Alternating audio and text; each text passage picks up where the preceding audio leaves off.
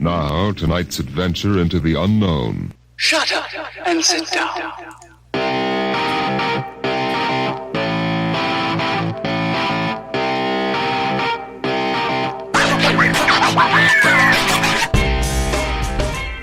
Welcome to Sarge Approved. I'm Sarge. What's up, Frenzy? Oh my gosh, hi. How are you? How's it going? I'm super good. How are you? I'm wonderful. We have a guest tonight. We do as have always. A guest. Who do we got? We have Bonnie Sane is joining us from Australia. She's down under right now. Damn right. Yeah. How's it going, Bonnie? Hey guys, what's up? What is up? I think you nailed the pronunciation of her last name too. Yeah, I did. Totally nailed it. Yes, I love it. Yay! It's like, because my last name is Burmese. First of all, everyone's like, "What's Burmese?"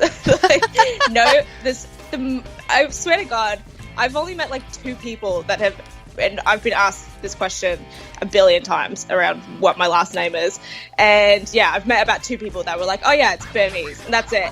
Or they don't know that it's Burmese, but when I tell them that it's Burmese, they at least they know where Burma is, like that they know that it's a country. Right.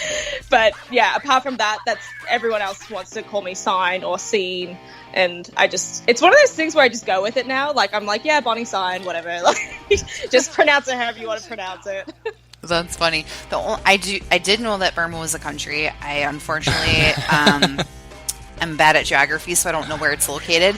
But the reason why I know that it exists is from Indiana Jones movies. Oh, do they go to Burma? Yeah. Yes, they do. He stole some shit from Burma? They're in Burma. They're like doing things in Burma, and you hear about it, and that just like stuck in my head. So I guess I'm not that great at knowing it, but I know it from that. Yeah. Well, because do you know what? That's fine, because it's not like it's not like a country that everyone's been visiting and like going on holiday to. You know, it's been closed off to tourists for years. So my granddad was born there, so he came over to Australia when he was 19 to do a scholarship at the university in Queensland. And then while he was here in Australia, the military dictatorship took over. I don't know if you know much about Burmese history. Probably not, but not a whole lot. No. Yeah, not something that comes up in everyday conversation, but so he was in Australia when the military dictatorship took over, and basically the Australian government just said to any of the Burmese students, if they wanted, they could stay because it wasn't safe to go back, and they would grant them citizenship. Okay. So he took the citizenship, but it was pretty brutal because he couldn't go back to Burma for like 25 years or something like that. Wow. While it was because of the fact that he had taken Australian citizenship. So it wasn't really safe for him to go back, and he had to leave. He had 3 sisters and like had to leave his whole family behind. So yeah, kind of a shitty way to go leave your family, but he didn't really have much of a choice. Bravo to Australia, though, for taking everybody in. Like, come on over here. Yeah, it's pretty cool here. Things have changed now. We're like fucking... We're one of the hardest countries to immigrate to now, but oh really? Yeah, back then they were handing out visas left, right, and center. Yeah. I mean, we were super racist back then too. Like he dealt with like horrible racism most of his life. So, and even my dad did as well, because my dad looks pretty like my granddad is super Asian. Like when you look at him, you're like, oh yeah, he's like 100% Asian. And then you look at my dad, he has black hair and like dark skin, so he looks Asian as well. So yeah, he dealt with like pretty bad racism here too. And yeah, I'm sort of like one of those. I kind of like am a mixed bag because I just have dark skin and dark hair. I can sort of like suit any culture really. That's like whether it's Asian or like some type of native. People always think that I'm like Native American or something like that. But yeah, I've never had any racist problems now. But yeah, it definitely was something back then that was, you know, pretty prevalent. Like he would, for example, he went in to buy food for his family one time at a milk bar, and the guy refused to serve him because he was Asian. What? So, like, really? it's just so fucked up. And it's weird because when you think about, like, back then, if you're getting business, like, it was hard times back in the 50s in Australia. And the fact that this dude was, like, refusing to accept my granddad's money because he had dark skin. Yeah. It's just like, it's so hard to even figure out, like, what the thought process is for someone that is like that. I mean, it's obviously, like, sort of a form of brainwashing because you grow up, you know, they always say kids aren't racist. You're not inherently racist, but it's something that is, you know, put on you as a kid. Right. That's like the culture that you grew up in. I mean, there's a lot to say about whatever era you kind of grew up in. Like, that's your culture. Yeah. That's what you are kind of... Yeah, like, it's sort of the culture thing. I don't want to, like, I'm not coming off as, like, sympathetic, but it's, like, sometimes you have to put that into context. Like, when you meet old, crotchety, fucks. Oh, yeah, absolutely. You have to. I love old racist people. But you do, because they back then, like, I don't feel like you're really given you weren't really given a choice, or you didn't have the, like, balls to, like, think differently, so you just all thought the same way. So you don't know what you don't know. So, like, you wouldn't have even known that there was another way to think about how you know, how you looked at people. It was just, everyone's different, and, you know, because they have dark skin, they're worse people. Like, whatever it is. They're but inferior. It was like with that guy, who's that fucking old dude that had the basketball team? What was his name? And he, like, dude? Said to his girlfriend, he was the one that said to his girlfriend, he was like, he's like that 7-year-old dude and has like a 20-year-old girlfriend. I can't remember his name. The Clippers owner. Yes, LA Clippers. And he was like, you can't be posting photos with those black guys. Yeah. And, meanwhile, he owns a team full of black guys. Well, the guy's like 90 years old. Of course, he's going to be fucking like a little bit racist. I mean, imagine the time that he grew up in. Yeah, exactly. But it's even more ironic that he owns a professional sports team that is built up of primarily black players. You know, so I mean, what is the percentage of black athletes in NBA? It's out of. Oh God, it must Francie, be like, can you look that up? Fucking 80% or something? It has to be. I don't massive. think it's just the NBA. I think it's the NBA and the NFL. Right. Yeah. Yeah. What do you think is higher, the NFL or the NBA? Let's all take a guess. What do you say, Frenzy? Are we talking presently, 2017? Right now, yeah. Before you look it up. What's your guess? I still think the NBA is higher. Okay. But I think the NFL is creeping up. So you pick NBA. Yes. Bonnie, which one do you pick? I'm going to go with NBA, but as a caveat, I don't watch NBA or NFL, so shame on this you. Is a complete noob guess. Well, let it slide because you're from Australia. Yeah, we don't have those. Like, I mean, and our version of the NBA here is a joke. Like, it's not even because we don't have black people here in Australia. Like, legitimately, we are such a white country. In the What's wrong with that? White people can play basketball. Hey, okay. I'm gonna pick NFL then. Since you both picked NBA, I'm gonna pick NFL. Well, yeah, I only have the NFL pulled up first because I just did them separately. Okay, first we'll pause real quick so that we can hear from our sponsors, and then when we come back, you can give us results. Here we go.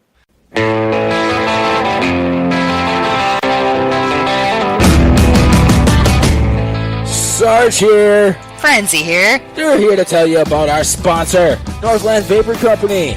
They're serving the global vaping community.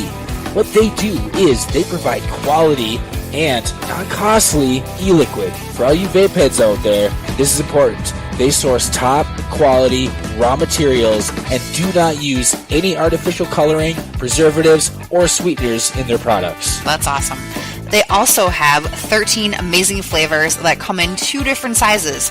120 mils, which is priced at $14.99, and the 30 mil bottle option, which is priced at $6.99. That's like half the cost of normal other places. Than most places. Yep.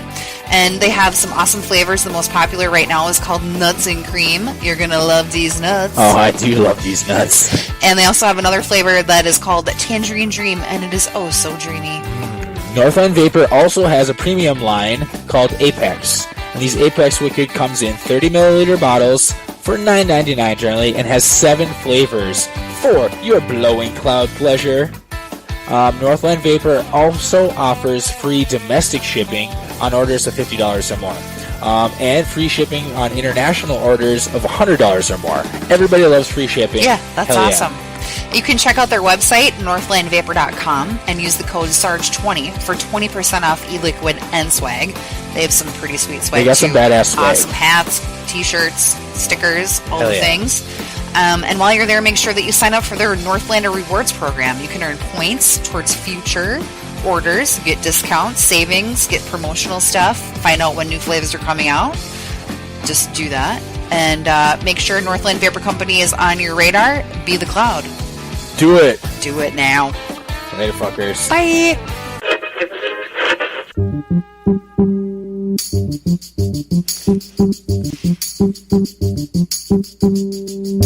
Sarge here. Frenzy here. To talk to you about Alpine Hemp and their awesome hemp oil products. Okay, Alpine Hemp makes full spectrum whole plant hemp oil, also known as CBD oil, which is extracted from the hemp plant, and it's not psychoactive. That means it can't get you high, and No. you're not going to fail a drug test. Exactly. Hemp oil is made up of cannabinoids, and these are natural compounds that are found in whole plant hemp extract. They can be used to help with pain, inflammation, anxiety, cigarette addiction, acne, mood swings, sleep issues, and so many more things. It's got so many beneficial properties. Alpine Hemp is committed to creating the highest quality and most effective hemp oil products on the market. They source high quality, organic ethanol extracted hemp oil. This allows them to have an all natural product from start to finish. Boom. And you're probably wondering, is it legal? Yes, absolutely. It's completely legal because it's extracted from hemp grown organically in the US of A. Alpine Hemp offers their quality products in 3 different forms. They have capsules, tinctures, put a little dip in your coffee, and vape e-liquid. Yes, and you can do all this research on your own, or you can go to alpinehemp.com and get more info. Yeah, and while you're there, use the code SARGE20 for 20% off of your order. Beautiful! Boom! Bye! Later. Hey everyone, it's Kevin from Comics Watching Comics. Hey Kevin, you sound a little bit hoarse. Well, that's true. I was just in Vegas. Or I've been screaming from the mountaintops that Comics Watching Comics is now on Amazon Video. That's right. Season 1, Comics Watching Comics, now on Amazon Video, guys. And we also have Comics Watching Comics t-shirts for sale. That's right. From small to extra large, and for $20, including shipping, you can have your own Comics Watching Comics t-shirt. Contact me at my website, kevingoatee.com or comicswatchingcomics.com to see what they look like, and then you can get yourself a t-shirt. That's comicswatchingcomics.com and on Amazon Video now. Okay, I'll get some rest and drink some tea and honey. I got it.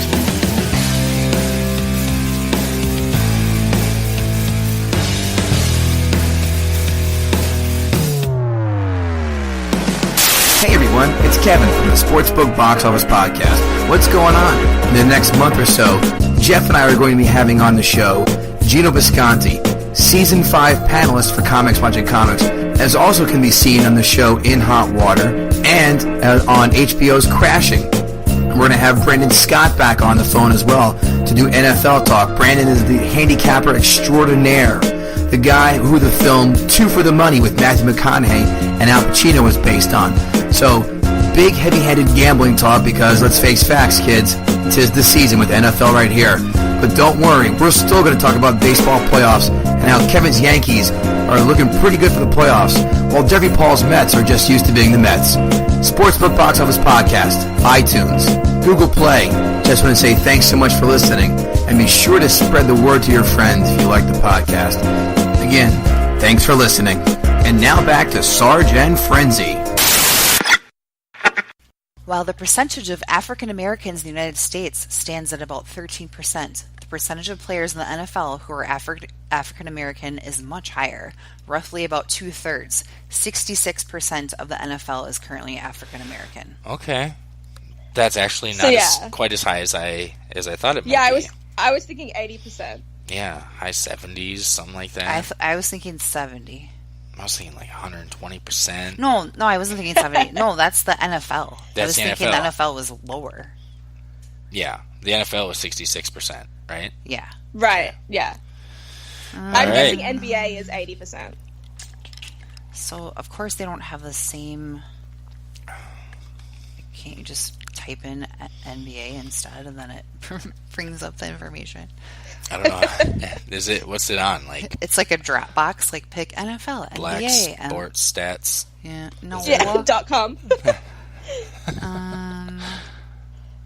I guess I need to do percentage instead of number. While she's looking that up, what do you Australians watch over there for sports? What's your main sport? Rugby? Footy. AFL. Australian Football League. Footy. It's Which called is footy? just... Yeah.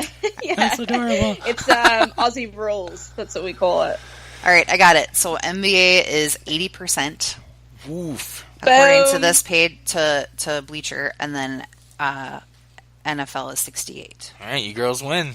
Congratulations. Woo woo! I Yeah. am going to leave now. I'm high fiving Yeah. you. You girls can run the rest of this episode. Yep. I am the loser.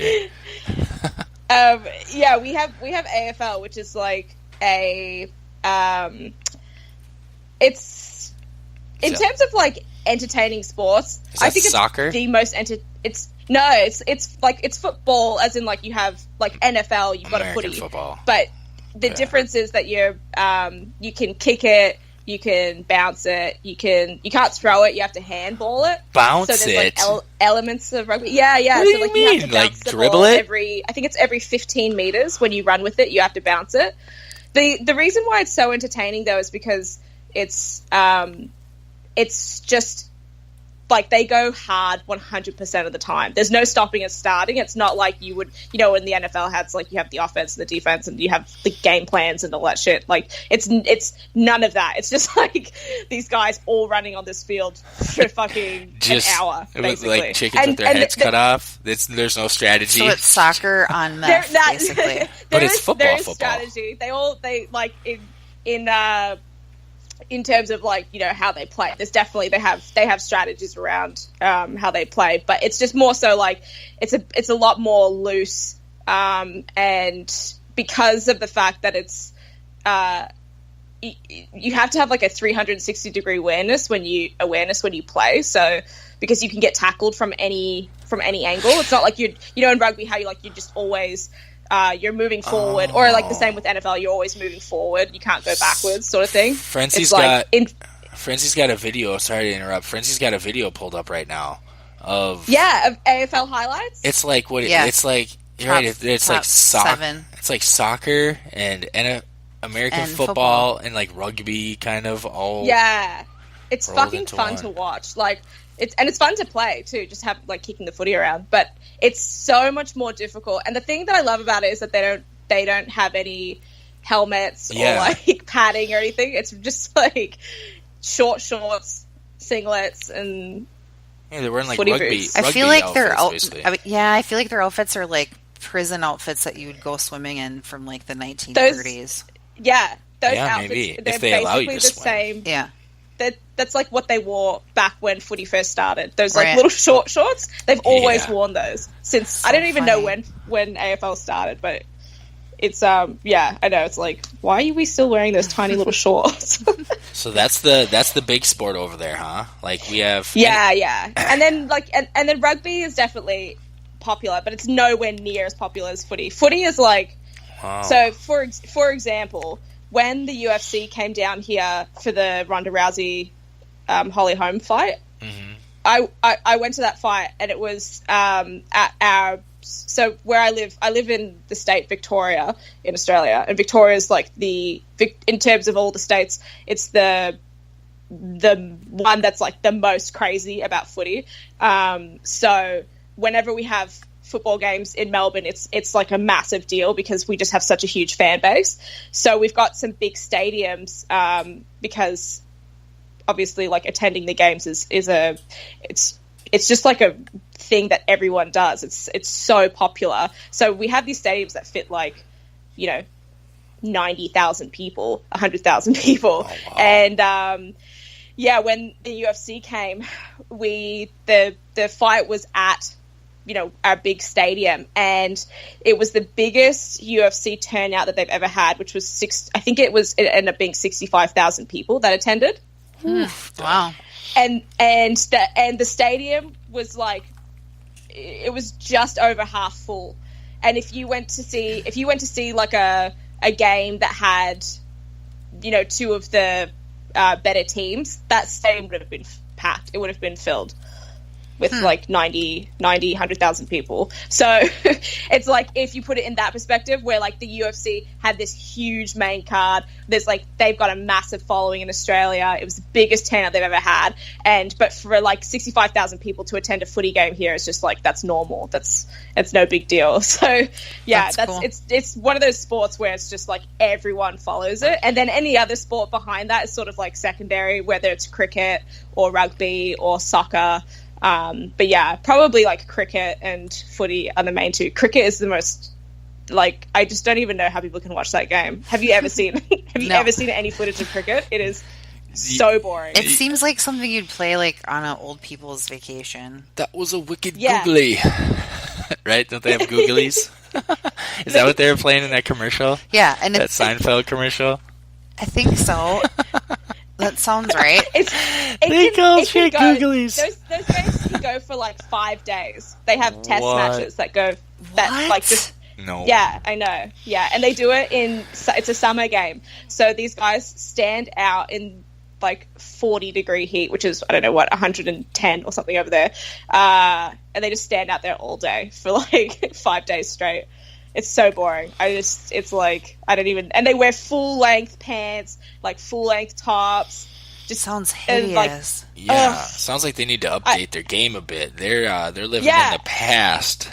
I know it is. It's so old. It's like these traditions. I wonder why cricket is fucking old. Like, because that's obviously that comes from England. So who knows how old that is? Everything. Yeah, there's a website called Australia.com, and it has like info. Ooh. And they call it our passion for cricket, tennis, Australian rules football, rugby league, rugby union, and soccer is world renowned. So they call it Australian rules football on the website. Yeah.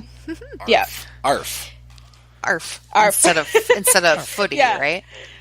Yeah. I totally forgot about tennis. Yeah, tennis is definitely a big thing here too. I suppose. I'm surprised that the NFL hasn't tried bringing some games over to Australia. They probably get a big turnout. I think you would definitely. It works even in London. Like NFL and NBA, because that has a big following down here. But I don't know if we would have not the infrastructure, but like, because we don't have any proper football fields. Do you know what I mean? Like, we have AFL fields.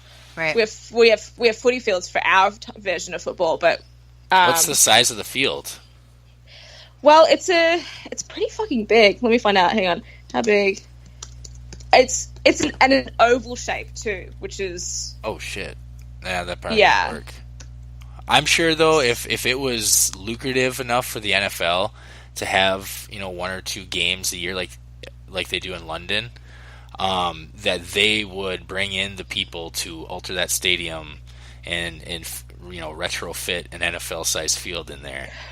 I think it would They go have the up, means. because I reckon people would go even if they didn't watch. Like, I would go, and I don't even watch the NFL, but I would go just for the fun of it, like the novelty. I think that's why the UFC did so well here, because we never get that shit here. Like, it's one of the things that's kind of blows about living in Australia, is that we're fairly isolated in that sense. So when something like that does happen, you get a huge turnout. So yeah, they're probably considering it. It wouldn't, like, they would be mad if they weren't. And the AFL's just started doing this with Asia, they've just started now doing a couple of international games, in China, just because they're going to enter into that market, because we have such a strong, like, in terms of multiculturalism, I'd say we have a really strong Asian culture in Australia. So yeah, I mean, that makes sense that they're going to invest in bringing games over there. But yeah, I think it would just fucking go crazy if they did something like that down here. But yeah, I mean, the costs, you would have to find out. That's probably the biggest thing, is just what is the return on investment, because the amount of money, and that's the other thing too, is like in Australia we have caps on all of our sports, so like no team earns more than any other team. They all have salary caps. They can only spend a certain amount for each team. So it's nothing like it is in the States, where you could have rich teams and poor teams. It's all even, which is good. I think you don't let them just go crazy. You don't let them just go balls to the wall on that capitalism. Nope. Yeah, I know. That's like the one thing, and I'm all for capitalism and free market and all that shit. But yeah, in sports, I think it's one of those things where it's not like they'll still pay their best players, tremendous amounts of money, but it's not, no team is going to have more money than any other team. So it's good because everyone has the same amount of resources and opportunities. It's just how they delegate the salaries to the players. That's basically it. But yeah, so we don't have that like baller sports culture that you guys do over there because of that. There's no, it's like sports, footy players are like super well off. Like if you get drafted into the AFL, like my boss's kid just got drafted. He's 18. He's been picked he's gotten a 4-year contract for $1 million, and he's 18. So like they're doing all right, but right. Yeah, it's just nothing like the culture that you get in the US. It's a lot more. I don't know. Casual, I guess. I don't know how to describe it. Us Americans like to have that baller status. We love that shit. Yeah, you guys do. Everything's like so over the top. And in Australia, everyone's just like, meh, whatever. Like, so chill. No one really gives a fuck. But in like, I appreciate the over the top stuff. Like, I like the fact that when I go to the States, I can get like crazy good food, like huge servings of fucking ribs, and like you just don't get any of that stuff. I'm so familiar with the States because I used to live there, and I'm half American, so like it's like my second home. So I compare the two countries all the time because I'm always like, where do I want to live? Because I have citizenship for both. I pretty much am like the most privileged person in that sense because I have dual citizenship to like probably the two best countries in the entire world, arguably. So yeah, I'm always comparing the two to be like, well, I mean, America has, and I think that like Americans take for granted how much shit you have access to, and like your ability to travel so easily. Like being in Australia, you're so fucking far from everything. And if you want to go overseas, it's fucking far and it's expensive. If you want to travel domestically, it's still fucking far because like we're still a huge country. We're just there's just not a lot of people here. Right. We're the population of LA. What is the population of Australia? It's like 24 million people, I think. Oh yeah, that's basically like Southern California. That's probably like basically LA. Yeah, LA's like 14. And we live on only like 10% of the entire country because we all live on the coast. It's like, is it just all wilderness when you get deeper into the country? Yeah, it's sort of. No, LA is 4 million. 4 million only? In LA, it's 4 million. Oh, maybe I was thinking California is like 14 million total. Well, something like that. Yeah, Southern. I'm pretty. Crazy. Is that what it is? 14 million total in California. I think. I'm looking. I'm guessing. That's my guess. I was putting out some fake news then about LA's population. I thought it would be way bigger than 40. 4 million. It's almost no. That was just LA. It's 4. The whole state is 39.25 as of 2016. Yeah. Which is just so crazy to think that in that state alone is more than the entire population of like twice as many people in California than the entire country. I lived there in so many people. 2002. That's too many people. And it was busy then. That's too many people. And that was 15 years ago. Like, it drove me crazy how many people there were. I bet. It's ridiculous. You Fuck can't even that. like, And it's you like, can't it's even not find a normal. parking spot like outside of your Yeah. apartment. You have to park like 6 blocks away. And then they're like, It's on fucked this up. side of the street, we're going to clean the streets on Tuesday. And then on this side, it's maybe Thursday. And it's from 2 to 7. And if you are parked on the street, we won't tow you, but we'll just give you a fucking ticket for like $60. And I got like literally 12 of those because I couldn't remember where I was parking because I had to park like 6 blocks away. Yeah, And it's one of those there's too things where many. you're like, how are they going to combat this? Because Right. we're breeding at such a Alarming rate. rapid rate. Yeah, like it's and we're not, but the infrastructure isn't keeping up with it. So how are we going to deal with this problem of like being everyone crammed into these like We're gonna tiny be little like spaces? China. We're all living in smaller houses. Like we're fucking dealing with Well, unbelievable amounts of traffic. The thing is, Like- we have the room, we do have the land. It's just that everybody's jamming together into these big cities Yeah, and these coastal areas. Like same with Right. California. Most of the people, I guarantee, are jammed along those coastal cities.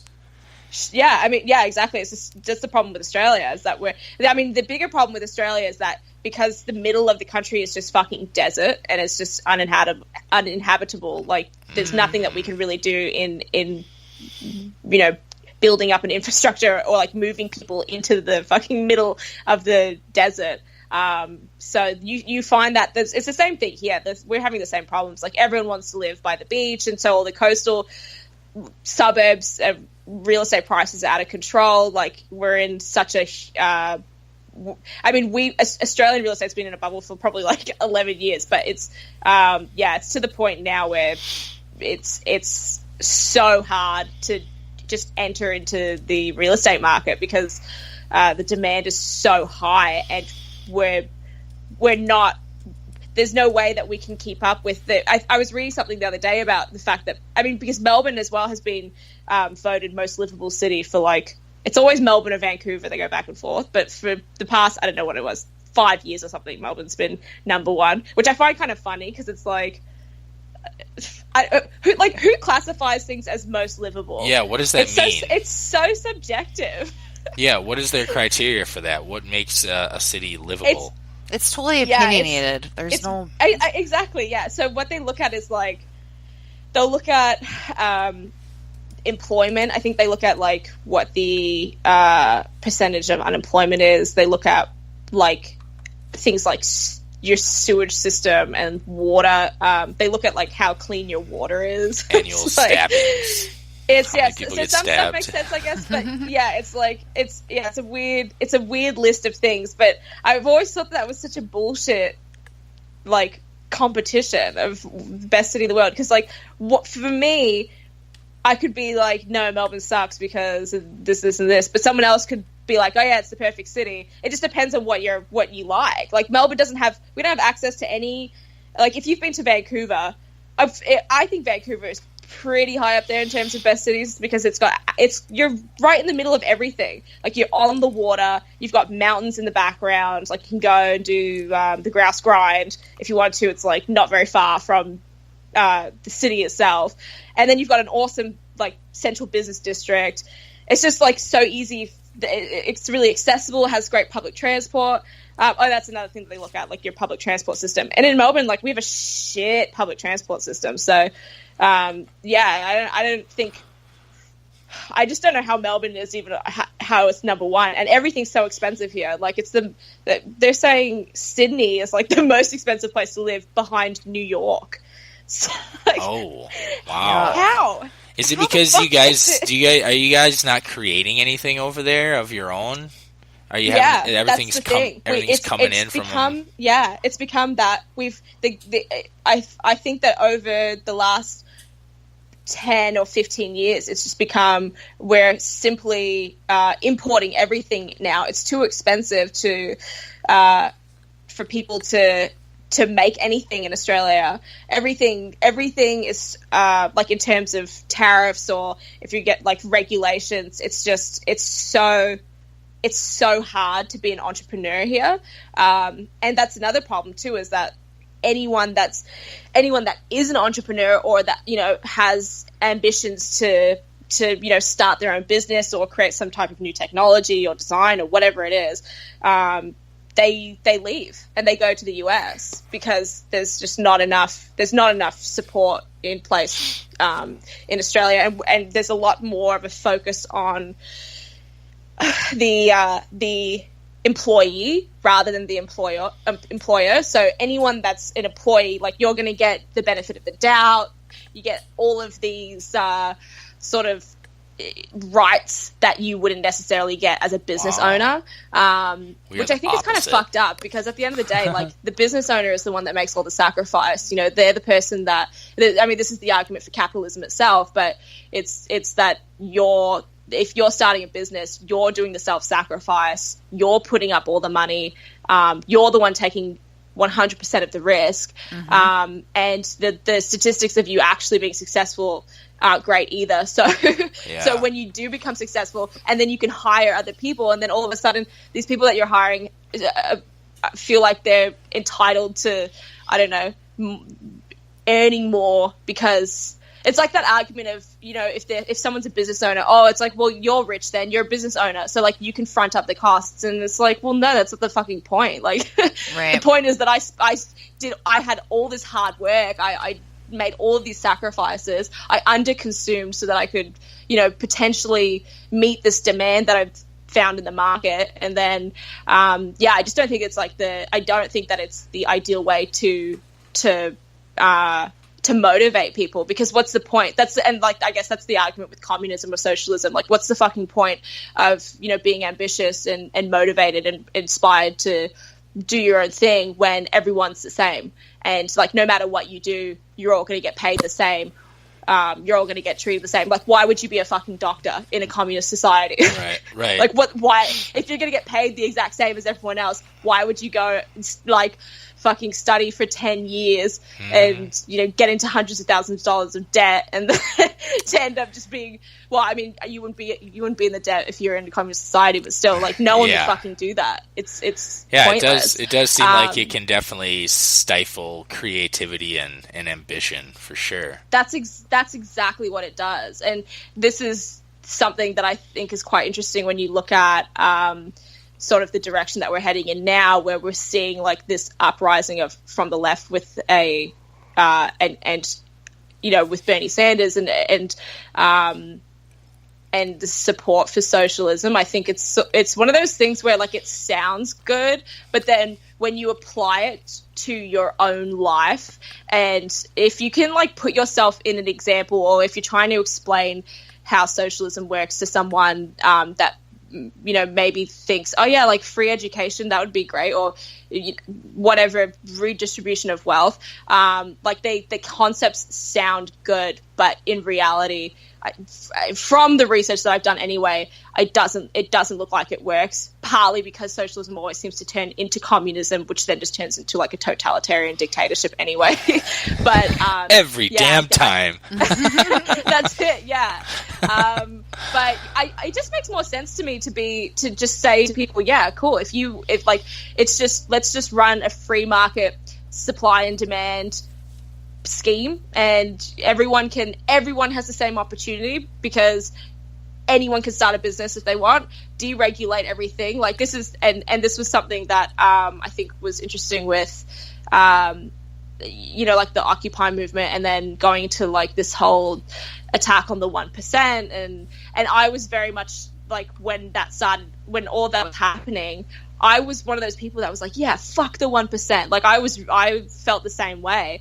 But now I've completely shifted, and my mindset has totally changed, because I'm like, well, it's not the 1%, it's the government. Like, this is sort of like a realization that I've had in this past year, is that so much of the issues that we're focusing on are they just kind of pale in comparison to, like, the actual problems that are at hand, which are all from the government.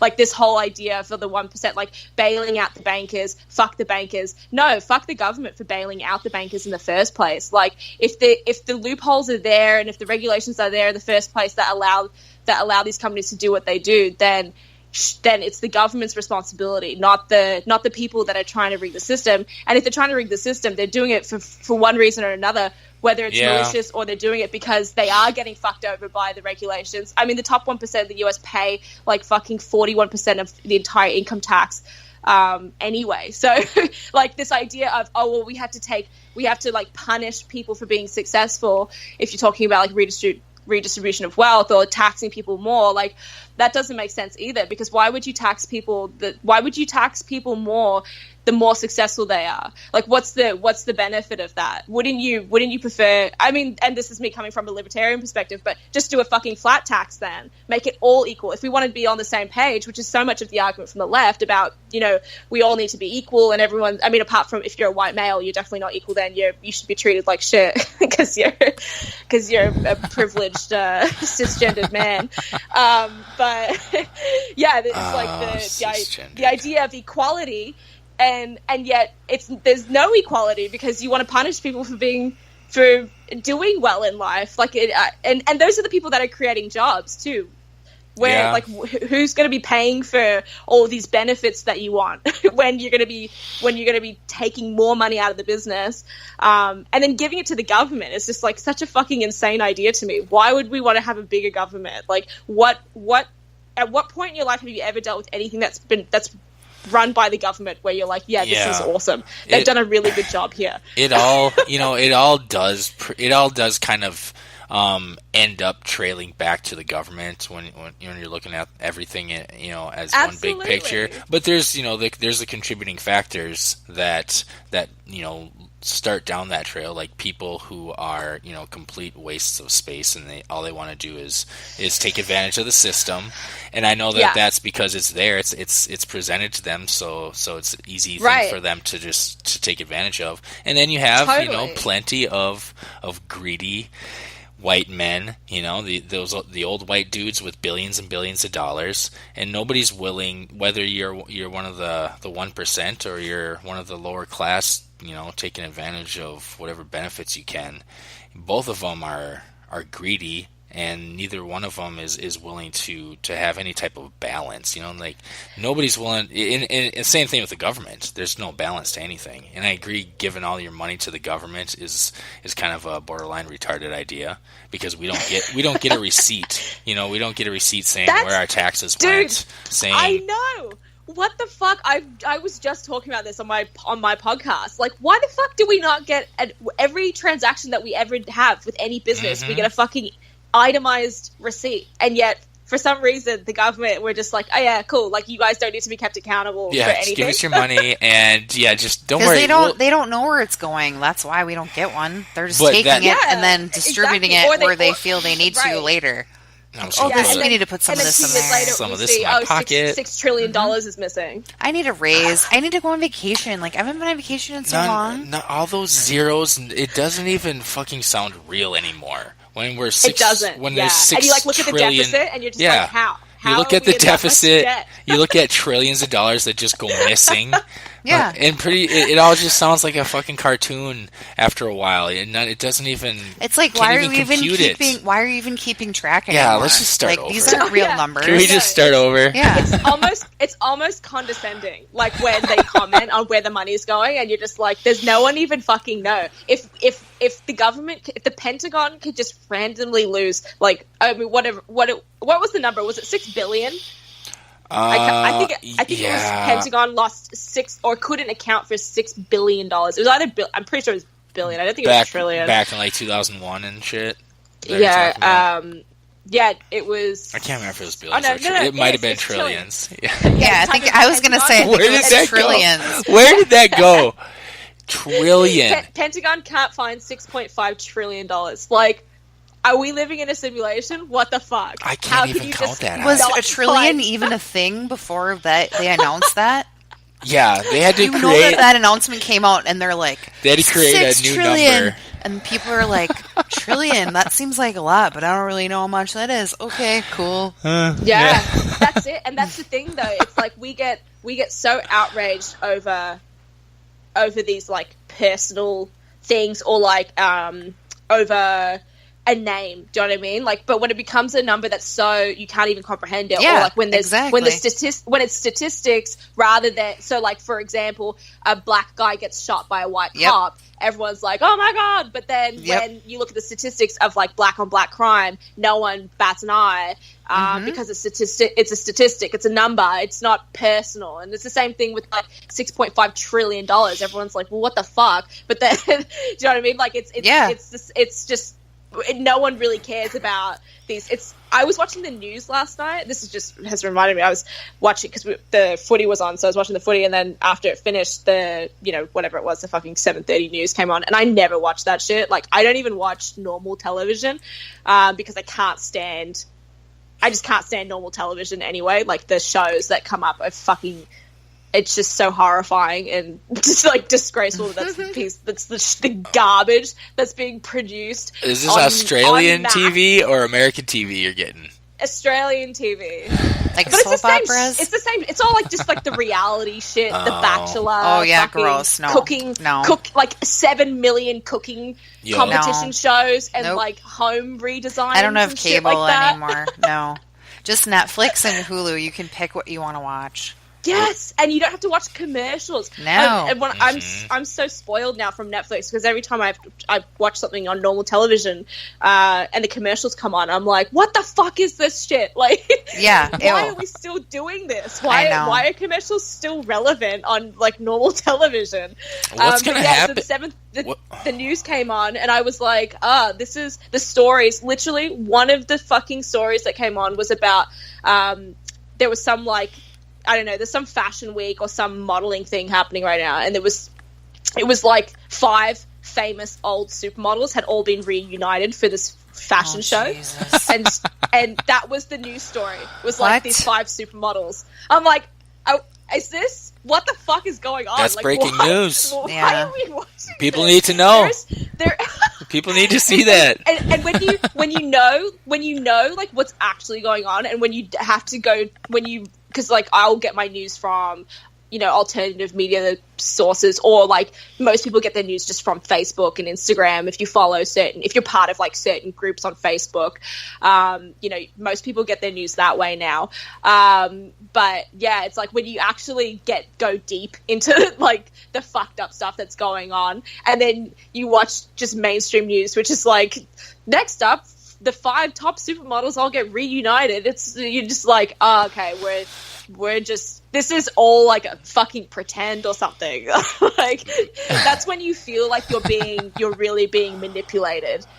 That's when when it doesn't surprise me when stories come out about the government working with the media to like control certain types of news stories. I've just gotten deep into this, into aliens, but I watched this Netflix documentary called geez. Unacknowledged. Have you guys seen it? It's really good. Which It's one is on. that? It's on my Netflix list. It is. Oh, it's Is so that- good. It's Unacknowledged. Is that with It's, that one guy who's real big in aliens? So there's 2 on Netflix, and I've seen them both. And you're thinking about the other one, but so Unacknowledged is the guy that he started a project called the Disclosure Project. Yes. So I think he started it back in like 2001. Dr. Stephen Greer. Yes. Yeah. So he's the one that's been basically pushing the idea that like we have an overwhelming amount of evidence. He's like, we have like 3,600 government, like official government documents. But he always says that. Talking about the evidence. Yeah, but the reason why this one's really interesting is because like he goes through these documents that he got all through the Freedom of Information Act, and he's like literally reading out these documents that are like encountered, like there was a unidentified craft that crashed in this area. There were 4 bodies that were found, like alien bodies, and they get tons of eyewitnesses that were working either for the government or for the military that all come in and talk about their experiences with it.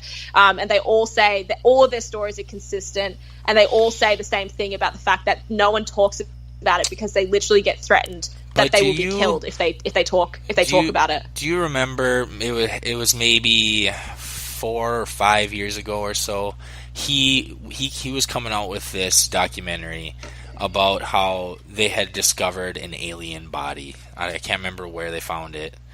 And is that tiny one? Yeah, it's really little, and they're like, Yeah. it's an alien. It's definitely an alien, and they had the big reveal, and it turned out to be like some child or like some it was a normal human being. It was like some native or something like that. I can't remember what it was, but it was not an alien. He was so sure it was an alien, though. He was absolutely convinced.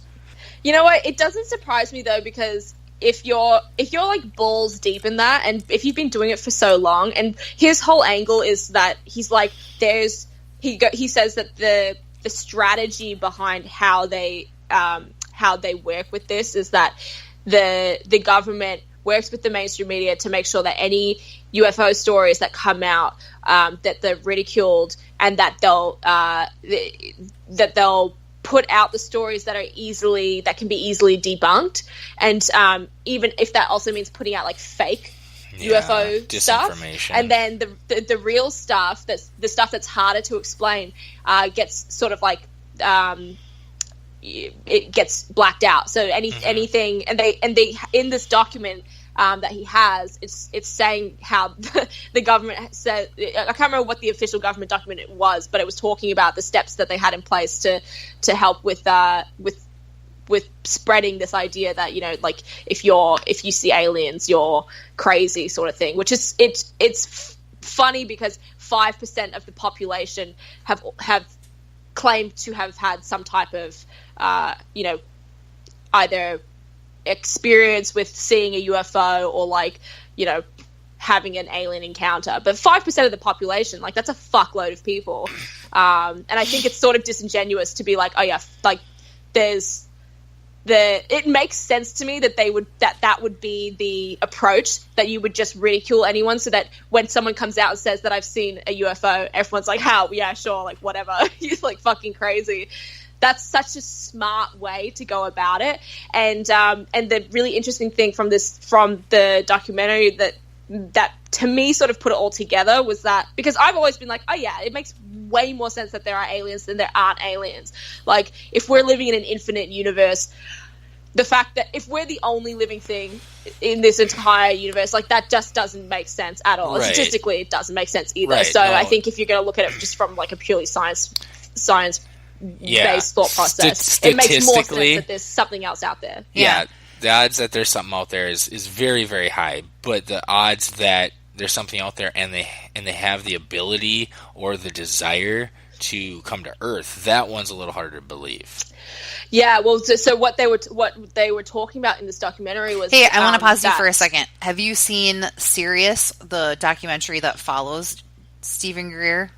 Like, I haven't, because that one came out 2013. That's the one where it was with the alien body. Mm-hmm. Okay, yeah, it was around that time. So he was an emergency room doctor turned UFO researcher. He's a smart guy. He's very intelligent. Right. I don't think he's really smart. He's just and he doesn't come across crazy. Because the other Netflix documentary that I watched, that was about this one dude that has had...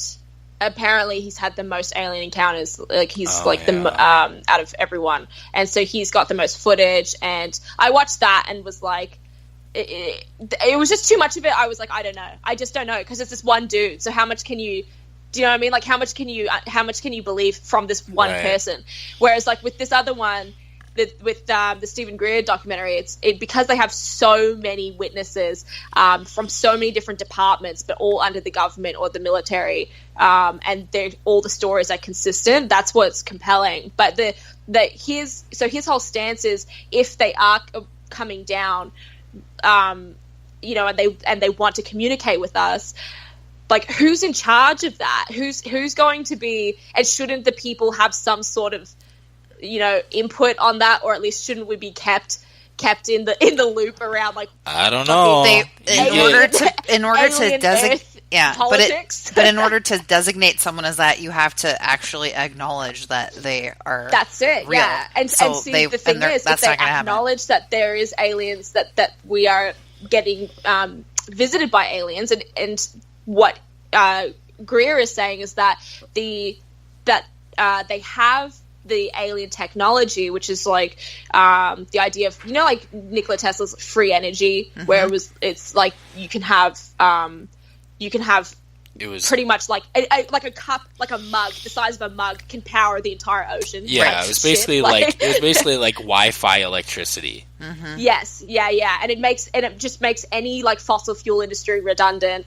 Mining, like all of those industries, energy, any type of energy, whether it's fossil fuels or natural, like it's all redundant pretty much if you have this free energy working. And that's apparently that from, you know, what these witnesses are saying in the documentary is that the aliens are using that technology, and the government is keeping it suppressed because they don't want that technology to come out, because then what are we fighting for? Like, where are we going to have the control, and how are we going to have influence over certain countries when we're not working with Saudi Arabia to get their oil?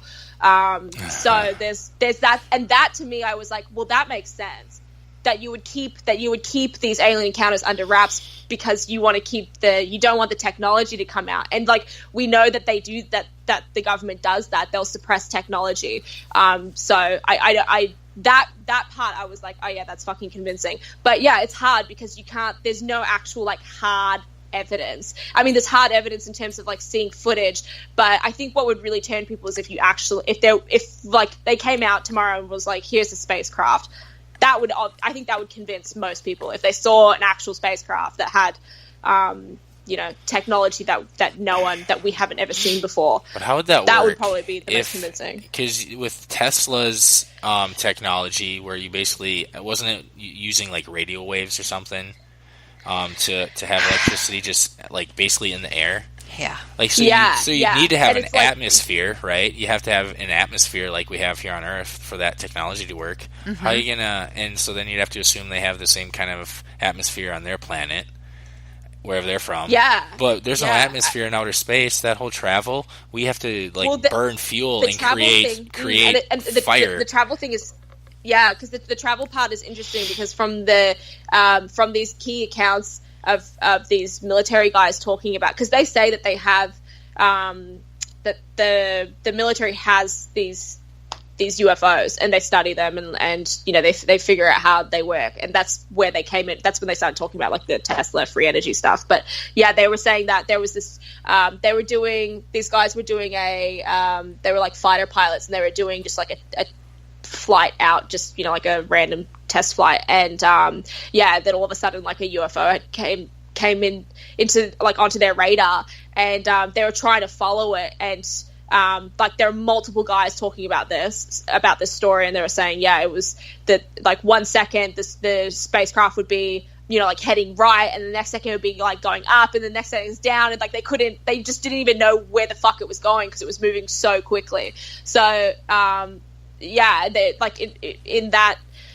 the science would be unreal. Like if we had access to it. Someone else in the documentary, I can't remember what his actual role was, but he was like something in technology. But he was saying, we're 100 years behind where we should be in terms of advanced technology, and the only reason why is because of the government suppressing technology, because they have, you know, their interests in mind. And we have because really, if you think about it, if we did have that free energy, like what the fuck would happen?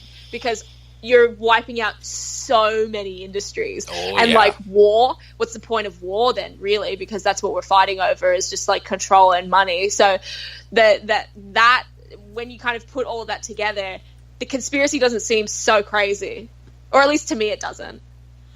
No, the idea of it's very, very possible, and I could assume that it's very likely that the government suppresses technology. There's plenty of things that they suppress, and it's been proven over the course of our history that the government suppresses things, not just technology. But totally, and that's the other thing too. But the ones that do put out stuff like Tesla, like, is he getting paid by the government? He seems like he's a bit of a pioneer as far as. He's doing this. Tesla's doing this new thing called Tesla Energy, which are like these huge power packs of electricity that you can plug either on the outside of the inside of your house. Oh, I think you're talking about Elon Musk. Yeah, because Nikola Tesla is dead. No, I'm talking about Musk. I mean, potentially, and He was Who talking knows? about the Tesla Like- cars. Yeah, Elon Musk. yeah, makes yeah, those. yeah. And those power packs, I don't know. It would be hard to say that he was working with the government because he is doing shit that like those packs, those power packs that you can put onto your house, they're out of control. They're like, if you can get one of those, I mean, right now, what they cost like $150,000 or something. I was looking at them. Damn. 3,000 a while back. American. 3,000 or Yeah, 3,500 American. I don't know what the rate is. $3,500 Yeah. for a power pack thing for your Per- house. What does it do? But don't you have to? Is that like per square? And you have to have like 100 squares or something? Is that how it works? I don't know. Or is What it does like it do? one? Just No, one the big block? 10K is 3,500, the 7K is 3,000, but that doesn't include installation or the inverter. But what's it do? Like, how much power does it give It's you? 3 feet by 4 feet in size, 6 inches thick, and comes with an integrated heat management thing. But you can basically he wants to create like smart microgrids. So like if power goes out, Does it say how powerful those are? Those ones that for like $3,500 or whatever. How much does that power in your home? Is there solar involved? I'm pretty sure. And do you know what and this is why that potentially he's not working with the government is because at least in Australia, like if you try and do that shit, they're just they'll ream you in some way, saying, oh, you have to pay this fucking regulation tax or tariff or like whatever the fuck. That's shitty. I swear to God, it's like $100,000 to get one of those things here. wow.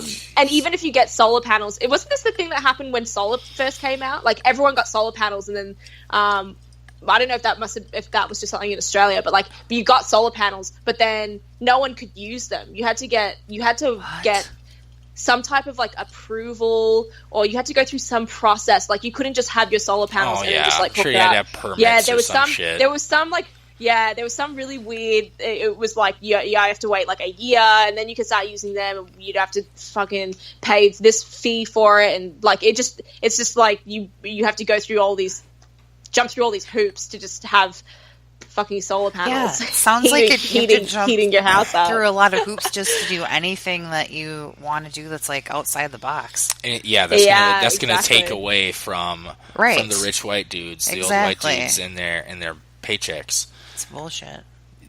But I mean, didn't Elon Musk try to go to space? Though, we sort of have to be grateful for those old white dudes because without them, we yeah, wouldn't have. you do. But I don't understand. Like if people want to be creative, like let them be creative. Like they may discover the next big thing that will make you a bunch of money. You know what I mean? Like why inhibit people from? You want them just to be a bunch of robots that? Well, yeah, that's the thing. If it was works better for truly the government that way. I know, but if it was truly a free market, then people like that would be able to innovate and create and improve. You would think that they would whatever want the status that. quo is. Absolutely. Well, they don't want that because they want as much money as possible. You take away their gasoline industry, and they're not going to be happy. Yeah, exactly. Yeah, and like the ties that those huge industries have with the government, they're all in bed with each other anyway. So, if you're trying to, if anything that you're doing is going to have an impact on that, then you know that it's either going to get suppressed, it's going to get shut down, or someone's going to get. Or you're just going to get massive tariffs and regulations on it. But yeah, I agree. It's the same. It's the idea of if you keep people down in just like a sort of mediocre state where they're and they become they dull the consciousness and they become they want the distractions of material things and watching these stupid fucking reality TV shows. It's like you become. You just want to distract yourself because you're living just this average life, and that's sort of like the bar that's set when you live in the state that we live in right now, where it's like it's difficult to do what you want to do, but it works for the government to keep the people like that, because if you keep people, it's the same idea with like keeping psychedelics illegal, or like marijuana is still illegal in Australia, which is the most fucking retarded thing I've ever heard in my life. But it's the same idea. It's just the control. It's just the control of the people. Same with fucking welfare. You have control of the people because they're reliant on the government then. They can't be accountable or responsible for their own actions. They have to rely on the government to keep them afloat. And in turn, because they rely rely on the government, then they will vote to keep, whatever party is going to be the Democrats, but they're going to vote Democrat because they know that they're going to keep getting their paychecks to do nothing. And sure, there's people on welfare that need it, and there's disability and all of that. I'm not disregarding that. But if you've got a third of your population that are on welfare, something is not working. Like, there is a big fucking problem. If a third of the population of the United States isn't working and is on welfare, and how do you even get out of that? Because you get in the way that the system works, if you're trying to get out of welfare, good luck, because as soon as you start trying to earn money, the government's going to start taking your benefits away and start taking away, whatever it is, fucking 60 cents on the dollar or something like here. So where's the incentive to work?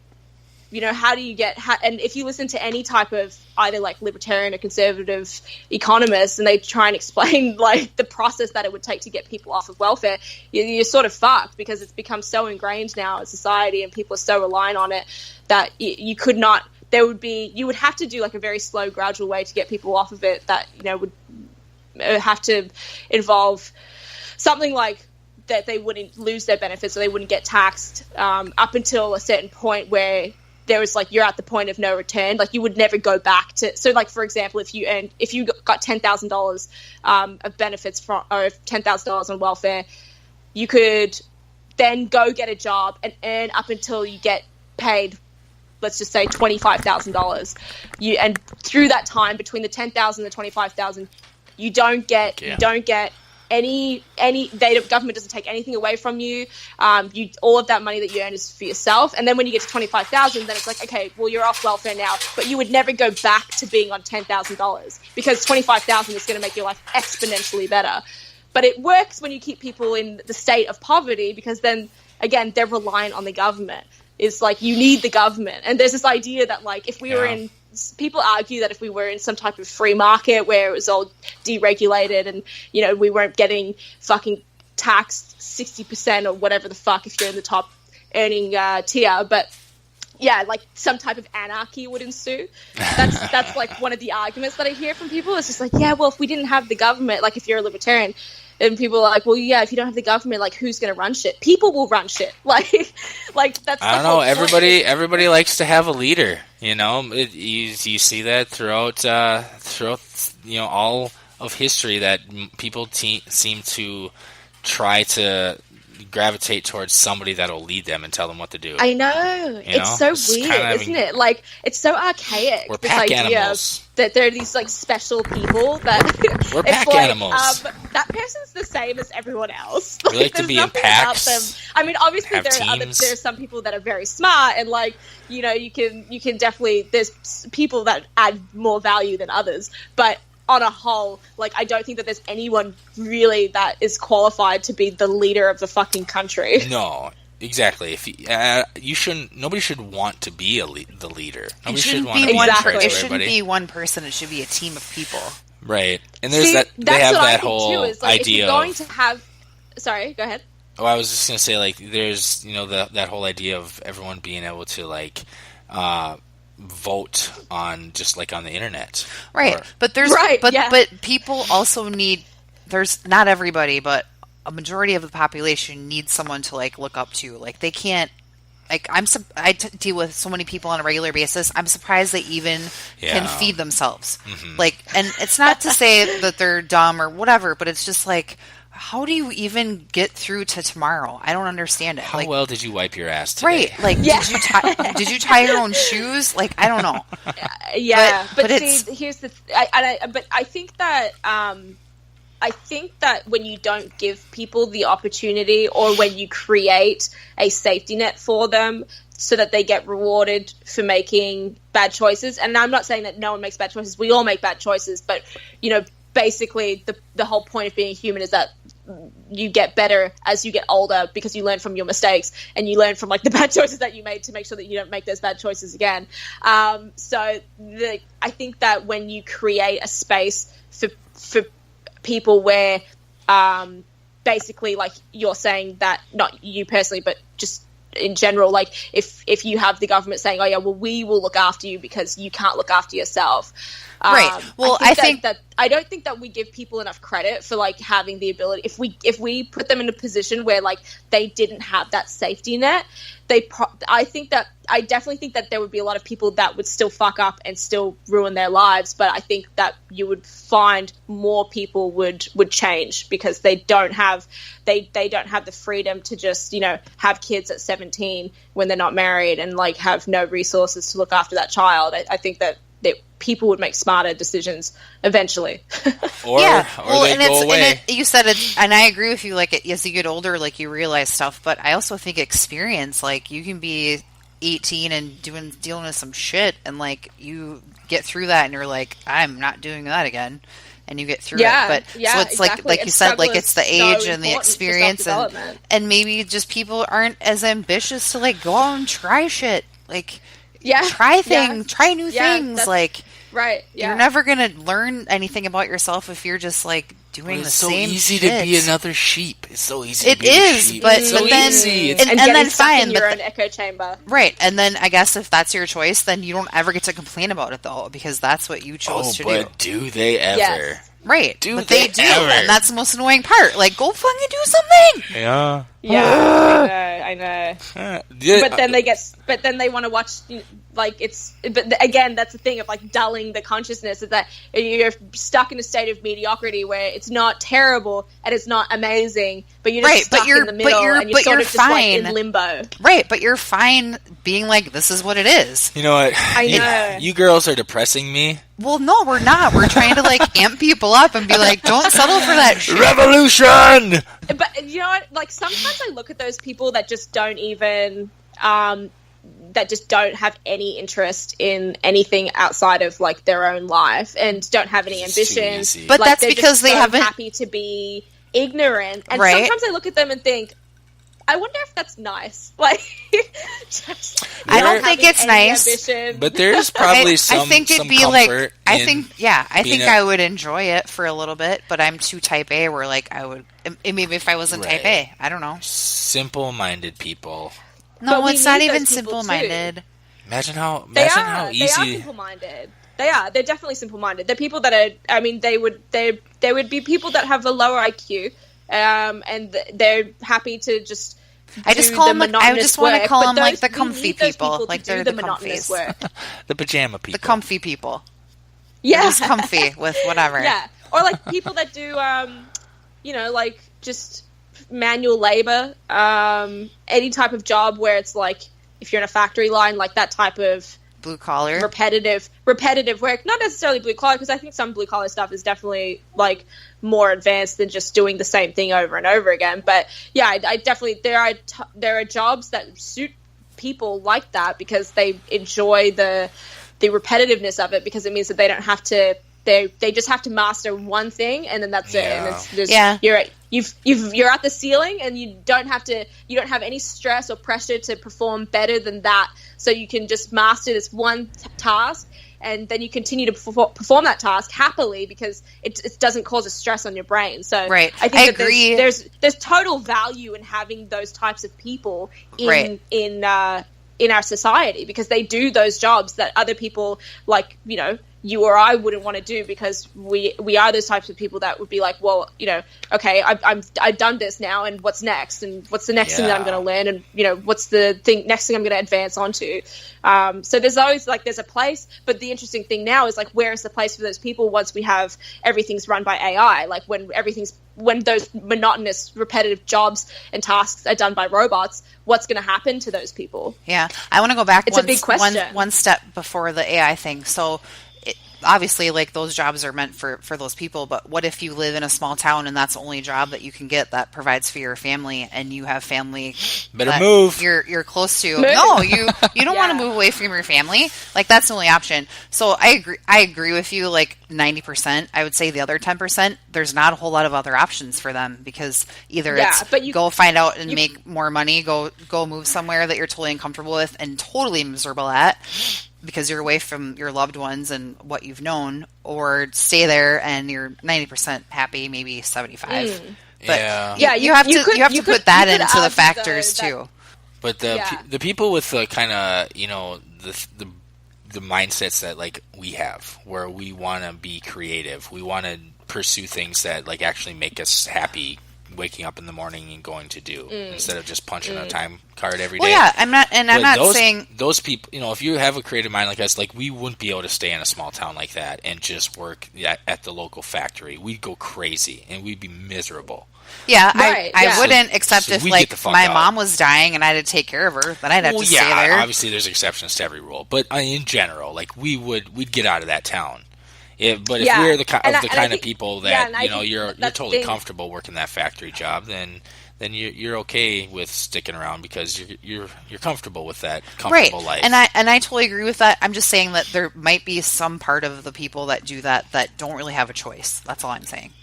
Yeah, I think there's people that don't have a choice. I mean, they do have a choice. The choice is that they move with their family. Like, I guess you could argue that, like, why would you start a family in that small town when you're, like, the best job that you could get is in a factory? Again, it's like the idea of the safety net thing. Like, if you have a fallback, or if you don't have the foresight to, like, should those people? This is going to sound mean, but like, should those people be starting families in the first place if like their thought process is, oh yeah, we have a baby bonus here in Australia. Well, we had one where it was like people were getting paid like $1,500 to have kids. So all these fucking like junkies and like fucking shit cunts were getting pregnant because they wanted to get the paycheck. Yeah, and it's like, you do realize that over like the fucking lifespan of your child, it's going to be $1 million. Like, but you're gonna just get pregnant so you can get that $1,500 check. And these are the people. Kid's gonna have a super good life. Fucking breeding. Why? Like, they're just. I don't know. I think there's some people that just should never fucking have kids. Yeah, there is. Great. Unfortunately, there are people that do, and those kids are the ones that. It's too easy to get pregnant. Like that, it should be one of the most difficult things to do. Like, so that people who really want to have kids. It is difficult for some people that want to have kids. So please don't forget that. It obviously, but I'm saying, like, in general, it's super easy for just anybody to just have a kid.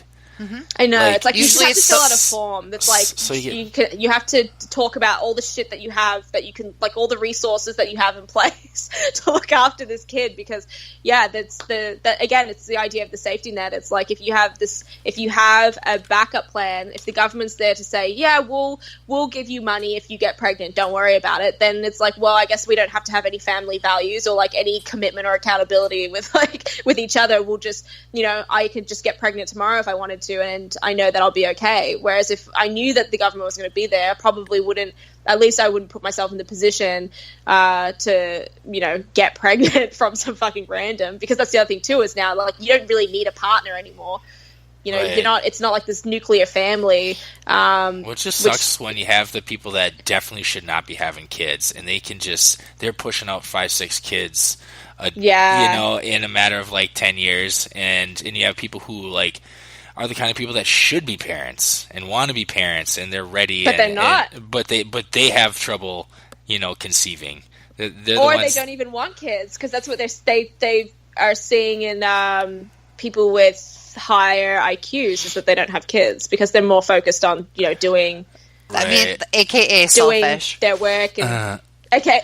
Yeah, but not everyone. You shouldn't. Not everyone should have kids, but I think there's nothing wrong with deciding that you wanted, like, you'd rather do, like, there's nothing wrong with it. Goals in life, and because some people just aren't designed to have kids and probably shouldn't have kids. I don't want kids.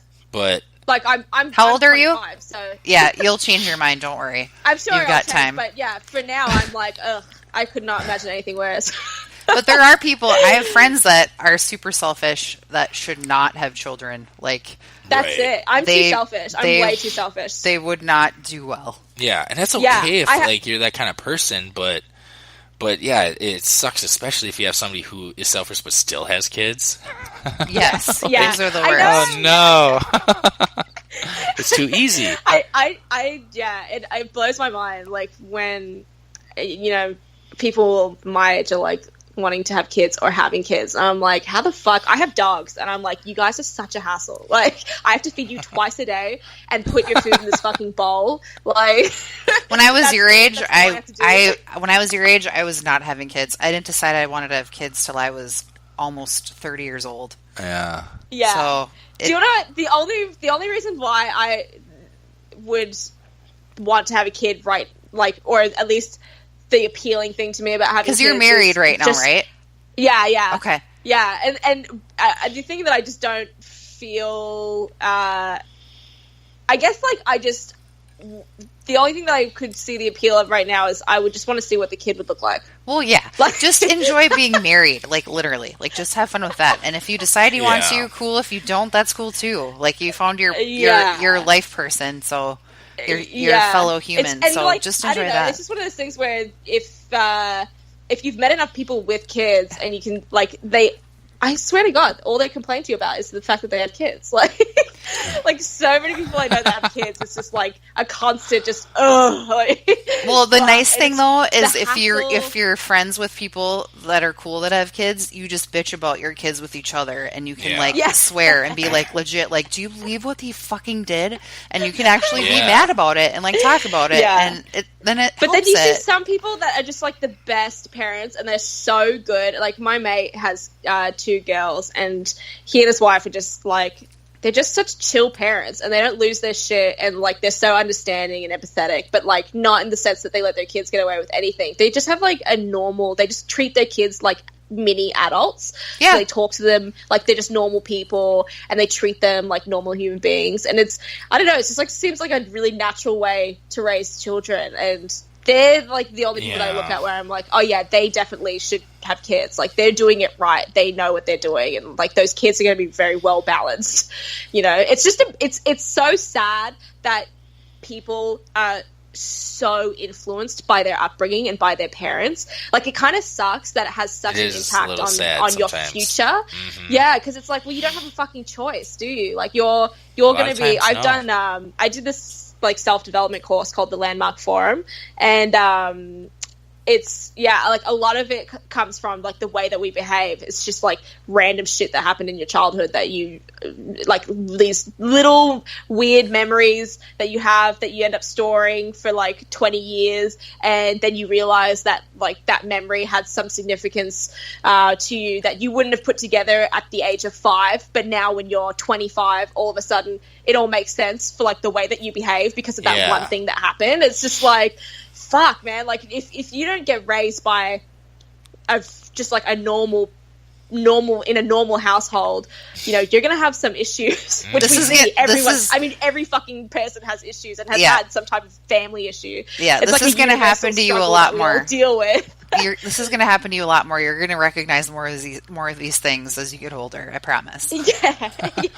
But you see that a lot, like in a lot of different things. For the most part, you know, kids they'll automatically adopt whatever religion their parents follow, or they usually don't get. At least my parents, I didn't get a choice. I went to Catholic school for 8 years. I didn't get a choice. Or whatever football team that your dad follows. You know, whatever sports team is the sports team of the household. Yeah. You know, things like that.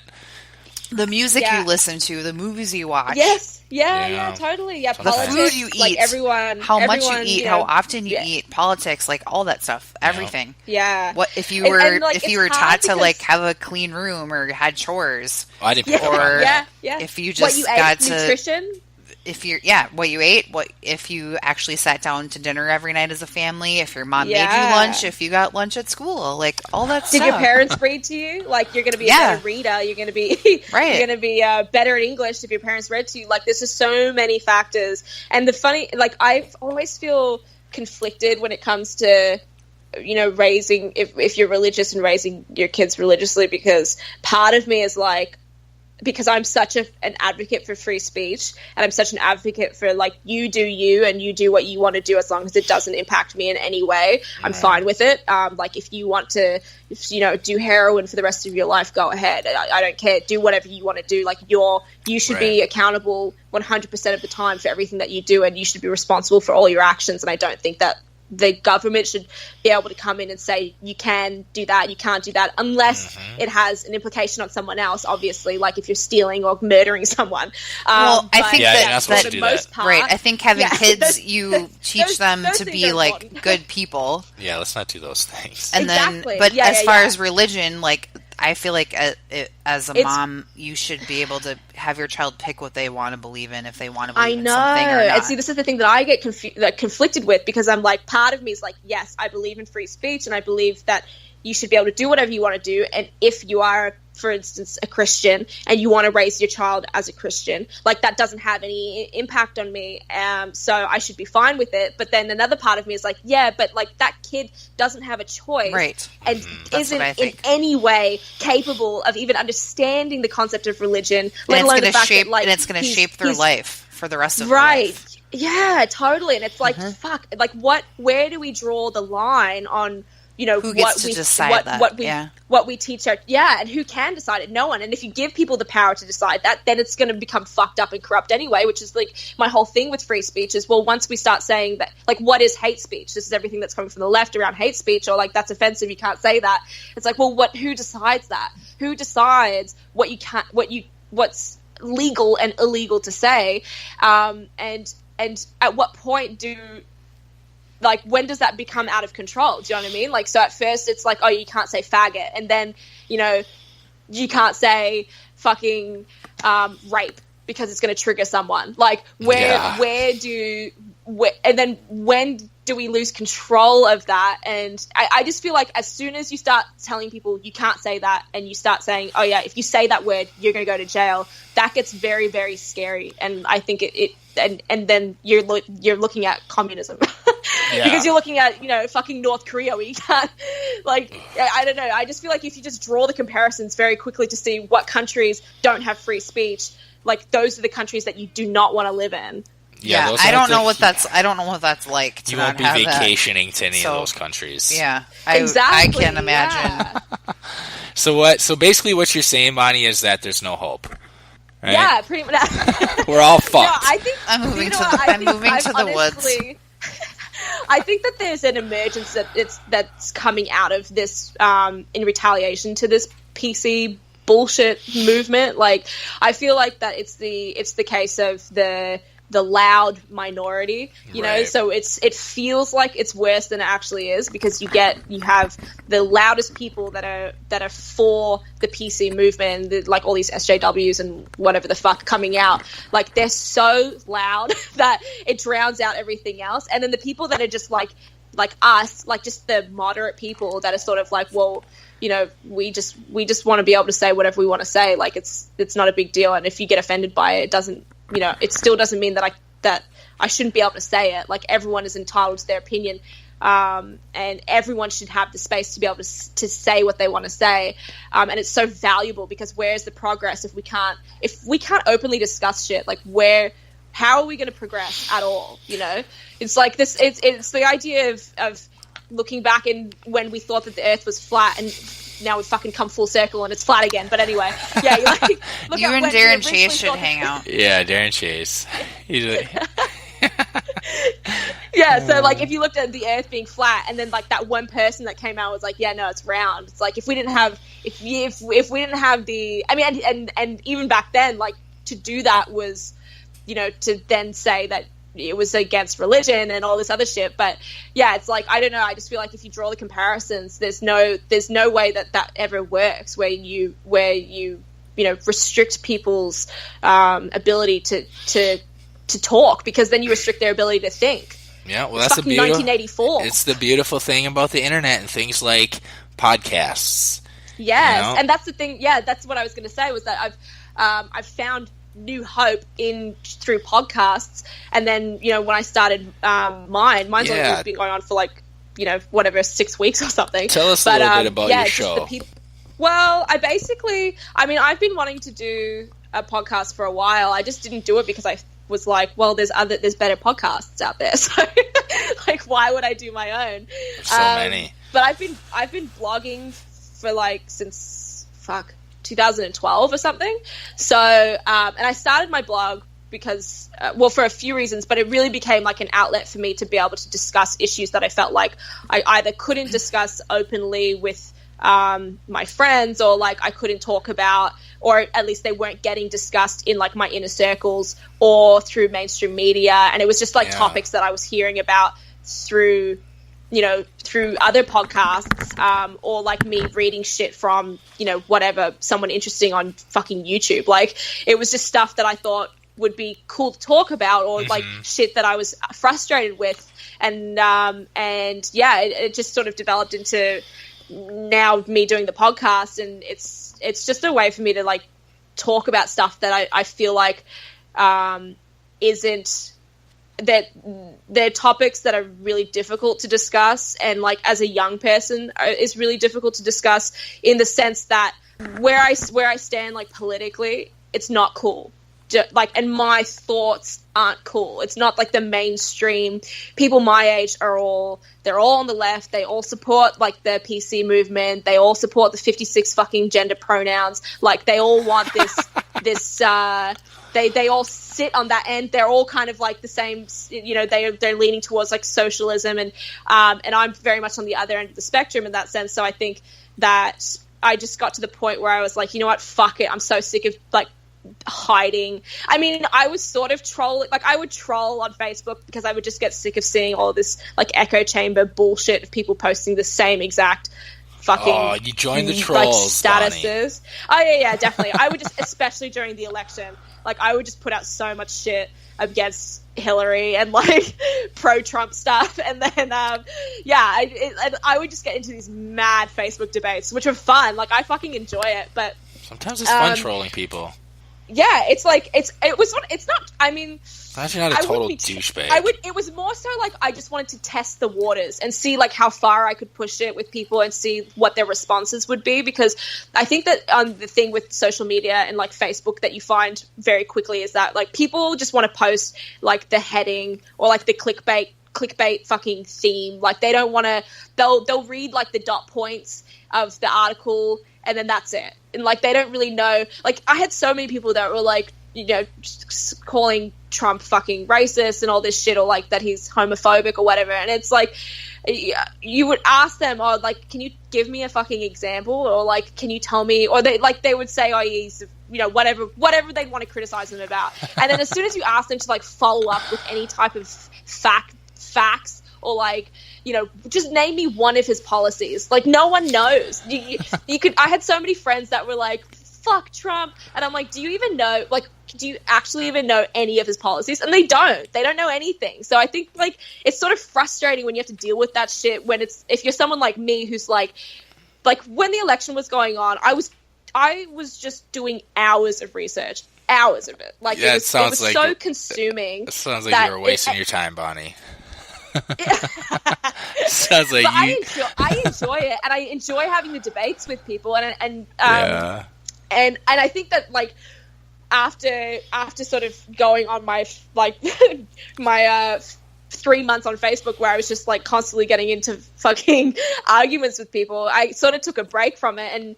And but yeah, I would have people messaging me being like, hey, like, I don't like your stuff, but I like totally believe in everything that you're saying. Like, I don't want to be ridiculed. Like, that was I had people saying that to me, that they didn't want to like say they thought the same way that I did, but they just wouldn't put it out in a public forum because they were worried about being ridiculed. And I was like, this is bullshit. Like, we should all be able to have the space to say what we think. And like, the fact that people didn't feel comfortable to put up their own like fucking political stance on Facebook because they're worried about being ridiculed.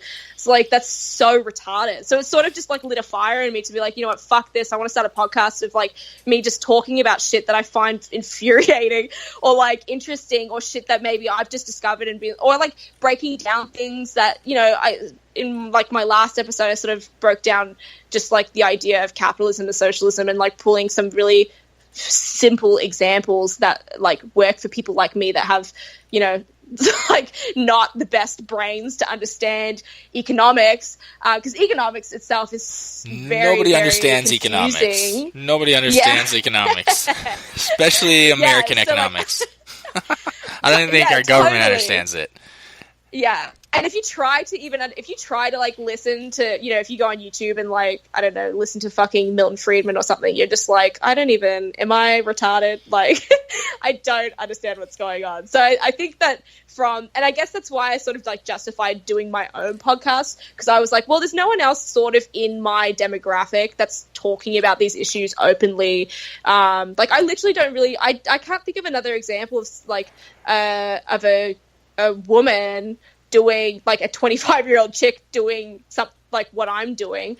And there should be more people that like feel comfortable to express themselves that way, because it's like in my opinion, we're only, you know, this is our one life, so it's like what's the fucking point of living if like you don't even feel comfortable to be fully self-expressed? Like, you can't say what you think and like what you feel because you're worried about being, and like that is just such a huge tactic of the left, is this like just a fucking witch hunt, you know? Like, everyone has to apologize for every fucking thing. Like, comedians having to apologize for fucking jokes. I know. It's not even real. That's the whole point. Yeah, that's the most ridiculous thing ever. When comedians get ridiculed. But yeah, context and intent, doesn't matter apparently if you're on the left. Like, you know, it's I don't know. I just feel like the whole thing is crazy, and if we keep going in the direction of like silencing people, because here's my biggest argument with free speech is this: how can you tell who are the smart people and the dumb people if you don't have free speech? Well, it's because like if that white supremacist comes out and says, oh yeah, like fuck black people, then you can be like, oh yeah, well fuck that guy then. Like, I'm not going to be friends with that dude, or I'm not going to serve that guy at my business, at my cafe, or you know, whatever you want. Like, you can exercise those rights, but like, how would you know otherwise? If you're only allowed to say certain things, then there's no way that you could ever like distinguish who are the people that you're cool with and who the people, like, you know, the ones that are fucking the white supremacists or whatever. Like, you would never know. So in that sense, like, free speech is so important, because at least then you can figure out, you know, the people that you agree with and the people that you don't agree with. And it's so important to have people that you don't agree with, because then you can develop your own thoughts, and maybe you'll change your mind. I have, like, right. I've gone from both ends of the spectrum, so yeah. I know what it's like. Everyone should just be willing to ask questions. Just always ask questions instead of just blindly going with what you're told. Yeah, and not being embarrassed or ashamed to change your mind, and like to openly acknowledge that you were wrong, or even that you weren't wrong, but that you now just have a different opinion about it. Like, it's weird. I find it very strange how we make it out like it's such a big deal when people flip-flop, or like if they have a stance on something and then they change their stance, and it's like, well, yeah, that's so important. That says more about someone to me, that if someone's like openly willing to acknowledge like, oh yeah, I was like this, but then I did this research and I talked to this person and I read this book and now I'm like this, and it's like, yeah, cool. So like, you had growth. Whereas if you're just like stuck in the same space and you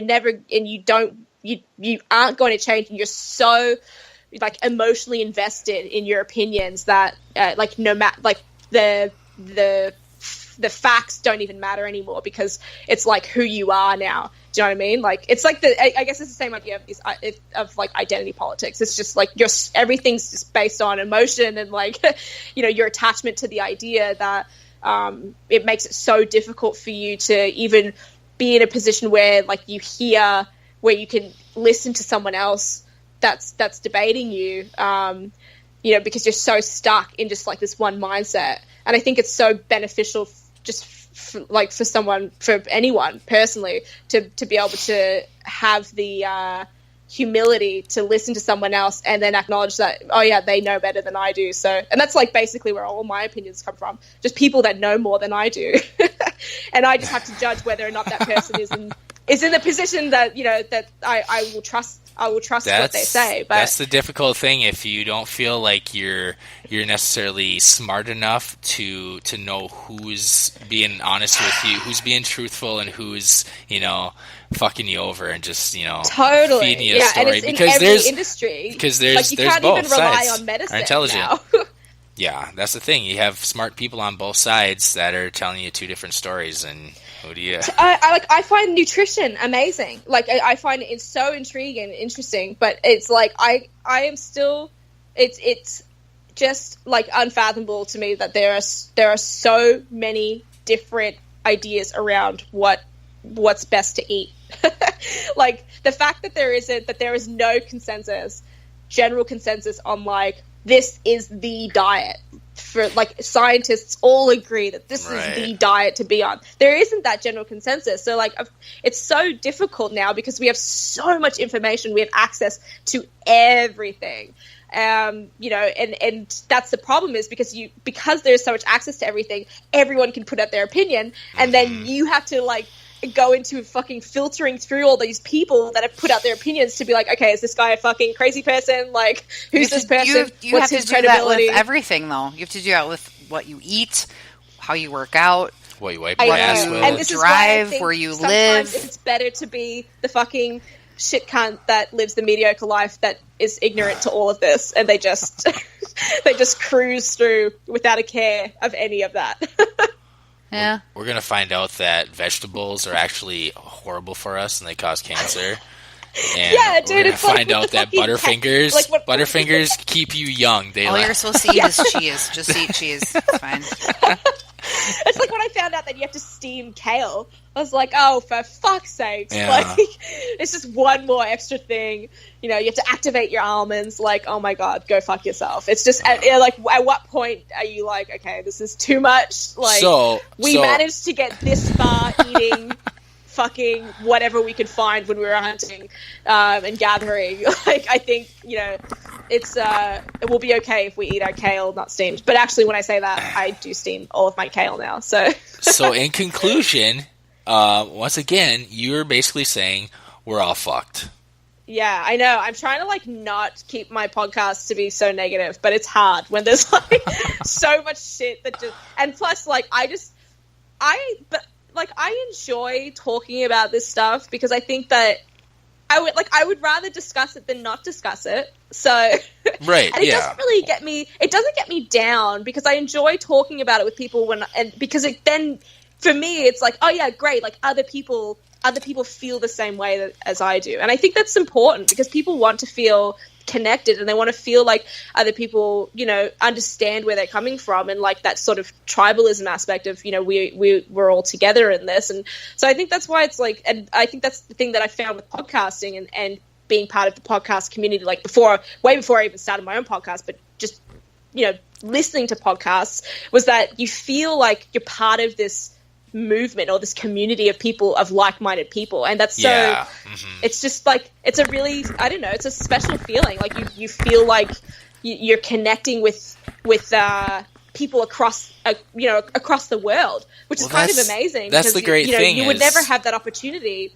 Exactly. Before podcasts. Exactly. You have a unique opportunity for the first time to listen to those kind of conversations that interest you, and the kind of conversations that don't take place on any other medium. You don't get that on. You don't get that on network television because it's all scripted and it's all whoever's running that particular show has it's their own agenda. Yeah, exactly. Radio. You don't get it on radio because radios are run by corporations. The radio. I know, and how brutal stations. is listening to radio, by the way. It's bad unless it's like sports. The only radio I listen to is my sports talk radio station, the local one. Yeah. Gotta listen to that. Oh yeah. But if it's like a talk back, I'm not too like that's not too. We have a pretty good talk back radio station down here. That's quite interesting because they talk about shit that's going on locally, so it's interesting. But yeah, aside from that, if you're listening to like the fucking mainstream pop radio, it's like, oh, kill me. It's bad. So fake. It's terrible. And you get that fake radio voice a lot of times. Like, yes. hey. Yeah. I know, You're what is listening that to voice? KDWB in the morning. I think it's the same person for like every. It's the same station. dude. There's He one just dude. switches up his voice a little bit. It's like the Bruce Buffer of radio like, announcers. ooh, Yeah. One of those. I'm down south. Okay. Yeah, I'm in New so I think, York. people really Okay. appreciate that authentic. Sorry, you cut out then. Oh no, I was just doing my like horrible She was doing accents. New York accent. Radio I'm terrible with DJs accents. from across the country.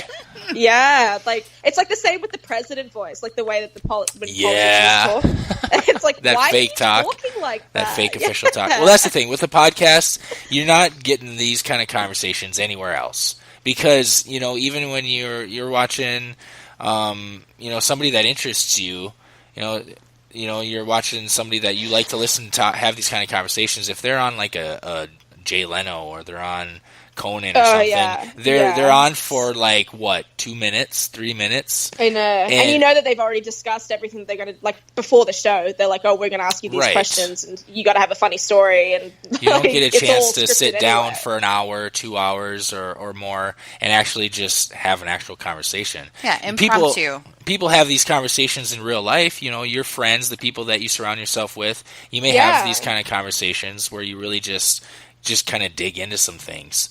But that's not how, you're not sitting there with a recorder, broadcasting it out to the rest of the world. When you're Right. sitting around with your friends. And plus, yeah, and those conversations that you have, like when I think about those types of conversations that I have that I really value with my friends, they happen at fucking 1 a.m. in the morning when you're sitting around the table smoking weed and like you're just high drinking as a some kite. beers. Yep. Like, it's, those and those conversations don't happen very often. So I think that's the other appeal to listening to podcasts is because it's like you're having those really valuable conversations, or you're being a part of those really valuable conversations at any time of the day. Mm-hmm. you can be enlightened, and you can learn, and to have that access and it's that on ability demand to do that. Yeah. It's like you just would never have that ability with anything else. It's such an amazing medium to have. Like, I feel like podcasting has just totally revolutionized it. I mean, I'm not going to say human behavior, but it's definitely had a huge impact on the way that we communicate and the way that we think, and I just think it's been a catalyst for like this woke movement. Wait, so Bonnie, are you saying that maybe there is some hope? There is. Is that what you're telling There's us? A little Okay. bit, yeah. Podcasting might save the world, Frenzy. It's That a was like one of superpower. the reasons why I liked when I made the T-shirt with all the podcasts on it. Oh, 'Cause yes. I was hoping You that I would mentioned just that. walk around in public and someone would come up to me and be like, "Hey, man, I listened to that podcast," and I'd be like, "Sweet, dude, like that's awesome." It's always cool when you meet someone that listens to the same shit that you listen to. So Right. that was one of the things I thought about when I made the T-shirt. I was like, "Yeah, well, this will be cool because I'll be able to like talk to strangers, and meet people that listen to one of these podcasts, and Yeah, like, that'll be cool." For our listeners who aren't familiar, you designed this T-shirt. Do you want to tell us about that? This T-shirt became like extremely popular. yeah, it was very strange. So I've been a fan of the Joe Rogan podcast since 2012. Yep. So yeah, I've been part of that and listening to that, and like listening to all of the other podcasts that came out of Rogan's, because he's inspired a lot of people to start their own as well. Yeah. So yeah, I was like, it was, I don't know, back in June, I guess, this year, and I was looking at, I really just wanted a T-shirt with like a bunch of the names of the podcasts I listened to, and I couldn't find anything online. I thought that like, surely someone would have designed something, but yeah, I couldn't find anything. So I ended up just making a design, because I was like, well, fuck it, I'll just make something on Photoshop and just get a T-shirt printed, because it's like so easy to do these days. You just send the artwork off to a T-shirt printing company and you get your T-shirt in like 3 days. Right. So yeah, I made the design and I just like put a bunch of the podcasts I listen to on it, and with like the names of the people that run the podcasts, and then had like some Illuminati like symbol in the middle, and yeah, I posted a picture of it. I got the t-shirt and posted a picture of it on Instagram, and then like, you know, tagged all the people that I had featured on it, and it was a Friday, like I remember the day so distinctly. So yeah, I posted the photo, and then like maybe 3 hours later, my phone just started blowing up, just going crazy, like notification after notification on Instagram. And I was like, what the fuck? And yeah, I saw that Rogan had shared my photo on his Instagram account, and on his Facebook and on his Twitter. Yeah, that'll do it for sure.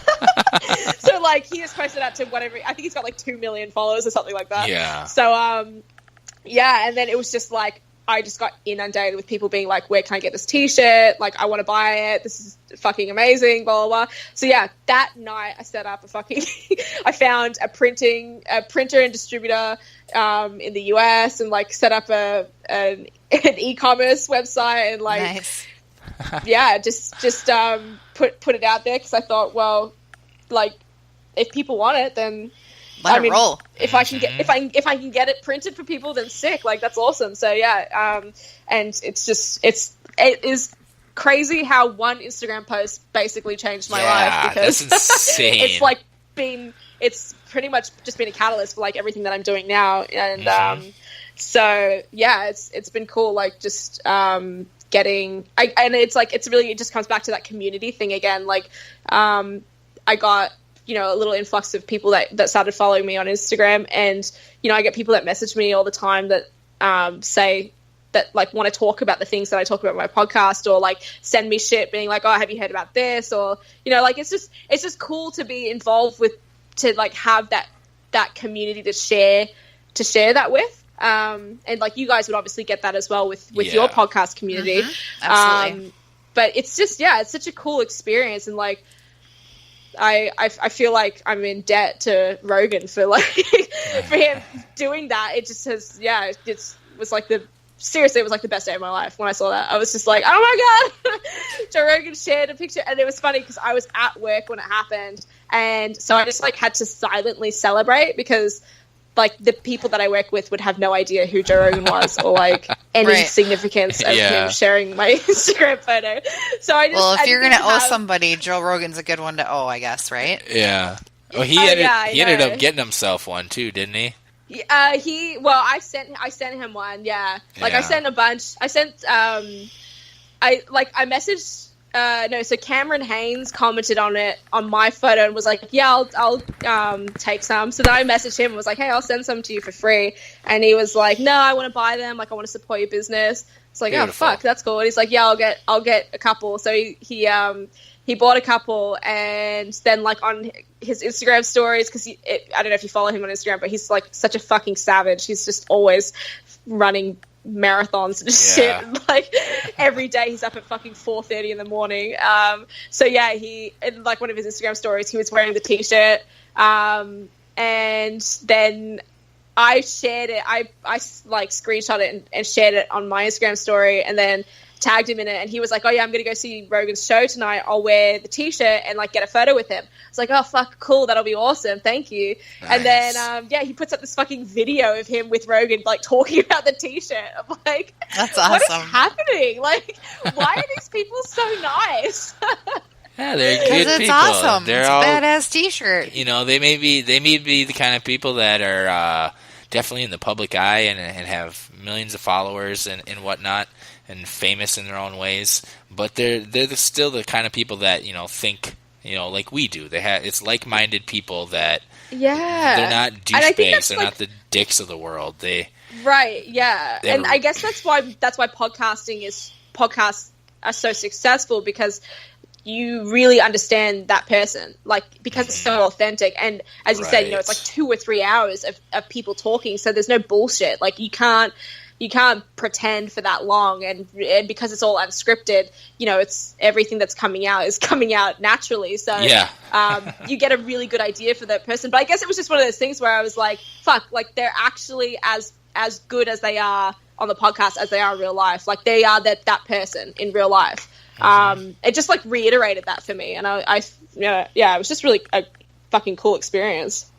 That's great. It's, you know, it's an amazing thing what the path is taking you down, just one little t-shirt. And like with our show here, all the people we get to meet over the course of the show, the people we've had on, we've gotten to get to know people and hear their story and their mindset on things, and we would have never ever spoken to them in any other avenue if it wasn't for the show. Yeah, you know, and like it puts you in a position to, I mean, because in normal everyday life, like, we don't have long form conversations anymore. Right. It's text message form. Little emails, like fucking DMs. You know, everything's done through text, and it's rare that you would just like sit down and talk to someone, especially like a stranger. You know, we've never met. This is the first time we've ever spoken. So like, it's you know, someone said to me, "Oh, aren't you like nervous to be going on the podcast? Like, you don't know, do you know what you're talking about?" And I'm like, "No, we'll just."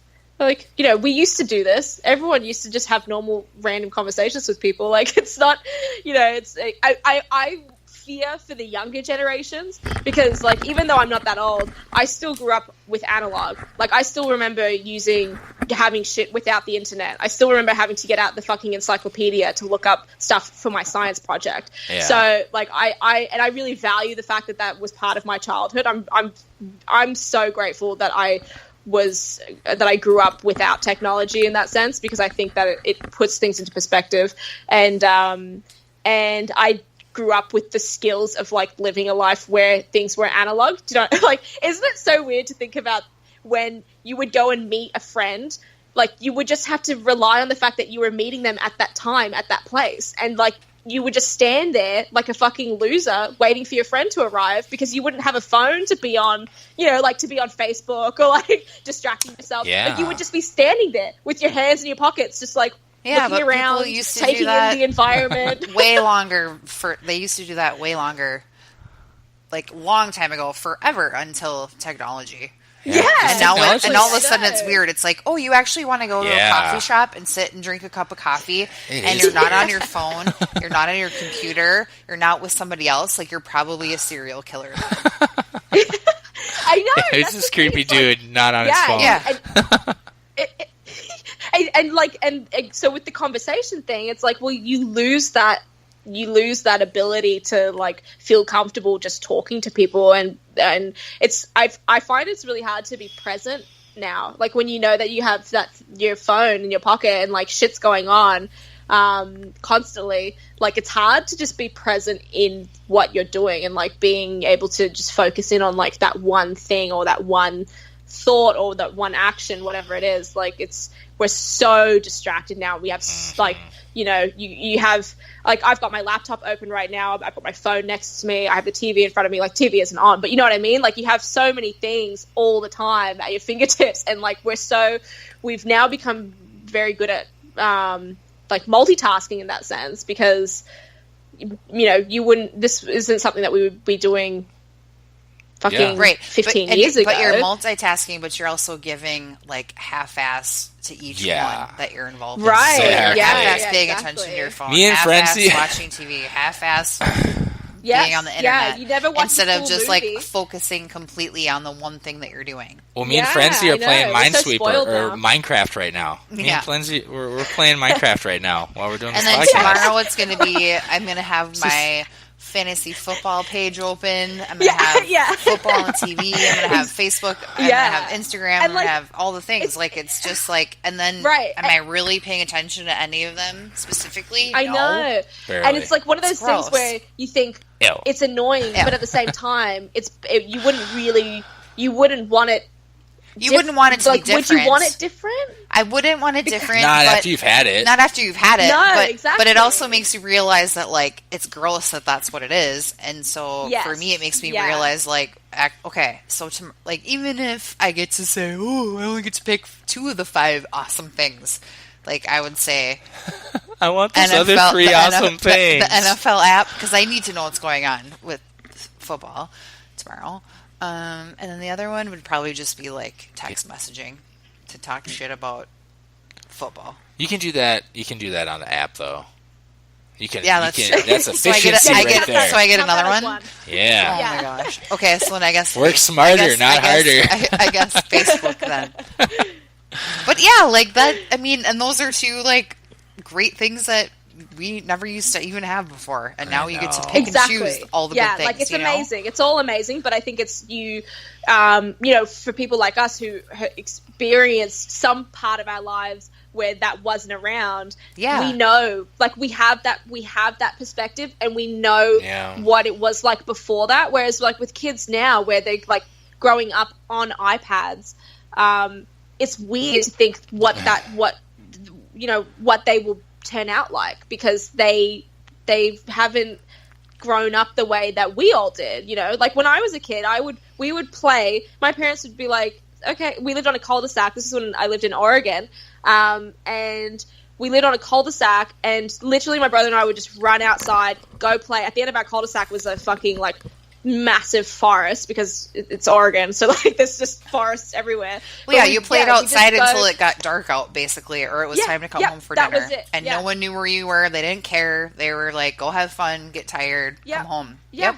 We'd run around with no shoes on. Yep. Like it was just like wild. Mm-hmm. Yeah. And now, could you even imagine you can't even get kids to play outside for like an hour now. Yeah, and we would play with all the neighbors too. Yeah. Like, you know, you would go up and knock on the door, and ask, "Is blah blah home?" Exactly. Yeah. Like I remember, so I went to Catholic school from kindergarten to 8th grade. Not my choice. I moved to was that brutal? It was brutal. It was fine. I mean, I went to school with like the same 25 kids, and I'm still friends with them now to this day. And that's pretty amazing. That part is cool, but when we moved, I was in the middle of 8th grade, so going from private/Catholic school to public school, where you can wear whatever you want, and you can drink pop at lunch and chew gum and blah blah blah, all this stuff. I remember my parents bought our house, and they still live there now. But they told me, "Oh, there's this girl that lives next. That's a girl that lives next door to you. That's your age, and she's in the same grade as you." So I was like, "Perfect." So I walked over there, and I was like, "Hey," rang the doorbell. Nobody, like the dad answers. The dad's like, hi. He's like, "How are you?" I'm like, "Good." I'm like, "My name's Melissa. My parents just moved in next door, and I heard that you had a daughter that's my age that, you know, goes to the same school as me, so I just wanted to come over and introduce myself." And it's funny because I didn't think anything of it.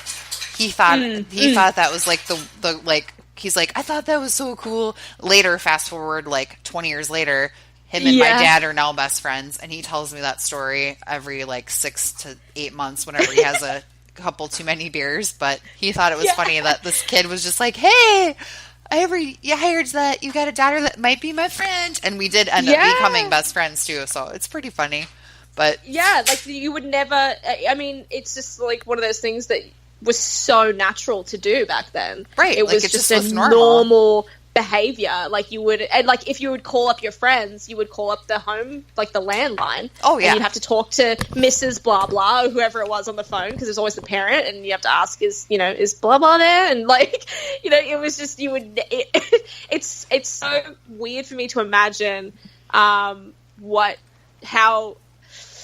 like fucked up the younger generations are going to be around, like not being able to have or at least like not being able to naturally just like function and communicate with people. Too much technology.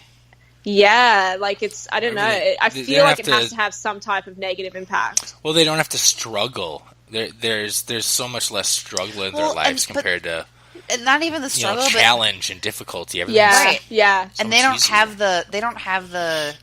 I don't know. I feel like when you communicate with people, it's not black and white all the time. There's so many different shades of gray, and being able to read people and how they respond. How many shades of gray? Would you say around 50? I would say like 150. Oh, how dare you!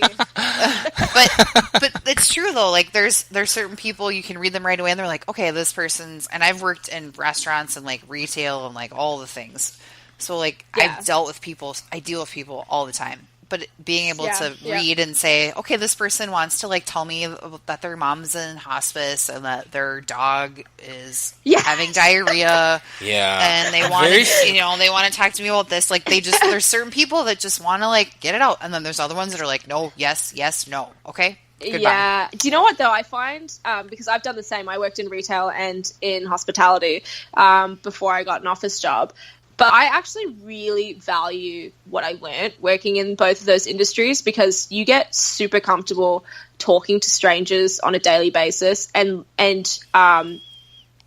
being real, like having that's real, what I was saying. Like the kids now aren't going to have that experience. Like I am in a position like during my day job that I have created because of my experiences of dealing with people. Like I'm in a customer, like a guest service, like that's my job. I've noticed people in like retail and in like the restaurant business stuff, like waitresses, things like that, where they're obviously being fake. They're not being themselves because they have to put on that. Well, right, but that's mask. but that's also all they're gonna do. Then they're gonna move from that job to the next job. They're not gonna move up in any way. They don't really care. But like even like the fake little corporate mask they have to put on, like I'm supposed to be like extra cheery and chipper and blah, blah, blah. And it's like stop, it's so gross. That's not you. There's a way to follow like the culture though. Like there's a way to follow it without seeming fake. It's just because they don't believe in it. It's because the culture isn't being taught the proper way. Right. The culture isn't actually being instilled in these people, and they're not making them advocates of it. So they're just following along and doing what they're told to. Yeah, that is so true though. Like there's definitely here in Melbourne, like we have such a strong cafe culture. It's and like we've got a really obnoxious coffee scene. Like the whole thing is just we're very focused hipsters. on cafes. Yeah. Hey, you're hipsters. You heard totally. that? Yeah. Okay. I'm just giving a shit. You haven't had good coffee until you've experienced Melbourne coffee. It's like I know that sounds so pretentious, but yeah, it's one of those. It's unless you like have I don't know. Do you have like proper? I know there is in like the big cities, but is like proper like barista made coffee in like with a real barista? Like is that something like that's coming are you out talking like a cappuccino? Americano like kind not of just situation. Not just a Starbucks. Not just like a Starbucks. Yeah, like it's actually like legitimate coffee. We have we have those around the Twin Cities. Like they have like Minneapolis, a whole lab with like schematics and they have the machines. and burners like they have the and machines. It looks like a mad scientist lab. I used to work for one before even Starbucks and Caribou were a thing in Minnesota. Those are kind of our two main. But we used to make our own whipped cream with like the cartridges. Oh shit! And do the whole like the cow in the back and everything. The tin pitcher with like the cappuccino frothing and the stuff. No, I didn't have a cow in the back. From cow to cup, you made your own whipped cream. That's badass. But I have milked a cow before. Really? And a goat. What is it like milking a cow? It's weird. It's you almost have to be a little bit more forceful than you think you should be. Is it like you're gonna hurt them, But I'm a huge animal person, so like I was always like, eh. But I went to school to be a vet tech. I used to be a veterinary technician in a previous life, so I had to do the goat milking, stick my arm in the back of a cow's asshole with a huge glove from like your hand all the way to your shoulder. What was that like? Yeah, that's brutal. It was fine. I mean, I don't know. It is what it is. It's cows. Right. Like I felt bad being like, elbow deep. Yeah. Wow, that's insane. Poor animal. Drawing blood off horses, like their jugular is where you draw it from. It's like literally the size of a garden hose. It's insane. The vein? The vein. And then drawing from like a cat is like a tiny little fishing line or twine size. Yeah, it's just crazy. Be so hard to with a cat. It's cool to like do it, I guess. Yeah, I always jab thought needles like in the if I could redo something, I'd do. I don't know whether it would be like being a vet or being a vet nurse. I wouldn't really care, but my only thing is though that I feel like I would get really sad. Yeah, I did. That's why I stopped doing it, because I literally would come home crying every single day. I just don't think I could do that. Like, it was too hard. And I was to the point where I was actually looking at like enrolling into doing something. And then my dog one time, like I was high, so the experience was heightened in that sense. But he was like struggling to breathe in front of me. Was he reverse sneezing? Yes, he was reverse sneezing, and I was like, but That's I always thought weird. at the time he was fucking choking, and I was like, what the fuck? It's always going on? weird when you don't know what that. My dog's done that. Sneeze? You've heard so I have an 11-year-old It's Boston really scary. Terrier, and she's done it. You've heard her, and she like sucks in her chest, goes, and she's like doing the whole like she can't breathe kind of thing, and it comes out of nowhere. What causes that? It's just they don't have like they can't like dogs can't vomit like we can. So like Peanut allergy? Oh, I've seen dogs vomit. They eat not it. Not like if you're gonna give them medication and you like shove it down their throat. Like you literally have to stick your whole finger down their throat. They don't have the gag reflex. And then and massage their throat to get them to swallow medication. Lucky? Oh my god, I wish I didn't have a gag reflex. And then they can't sweat. They don't sweat. That's sweet. So that's like the whole like don't leave your dog in a hot car. I'd rather pant. What if people panted instead of actually perspiring? Yeah, That'd be I know. awesome. That'd be awesome. So much mouth breathing, right? I'm a mouth breather anyways. Everywhere would just be foggy all the time. It'd be disgusting. All the windows would be like, bad breath. Like, there'd be towns called like halitosis 2, halitosis the 1st. Yeah, but the Tic Tac industry would be right back on top. Or Mentos. Oh, totally. Yeah. It's the we fresh get Mentos commercials people again. Start fucking with their tongues too because they'd be out so much. Like, there would be something going on where people would put attachments or some shit on their tongues. Right. But anyway, so the whole thing with the dogs is they can't sneeze like we do, so it's called like a reverse sneeze. Like they don't projectile their sneezes out. Like, it's so weird. Yeah, because I had that happen to me before, and I was like, oh my god, what's happening? That was my reaction. I was freaking out, and I was like, oh my god, because they're choking. like he's fucking choking. They're doing this thing, and you see like their chest moving in and out, and like they sound like they're dying.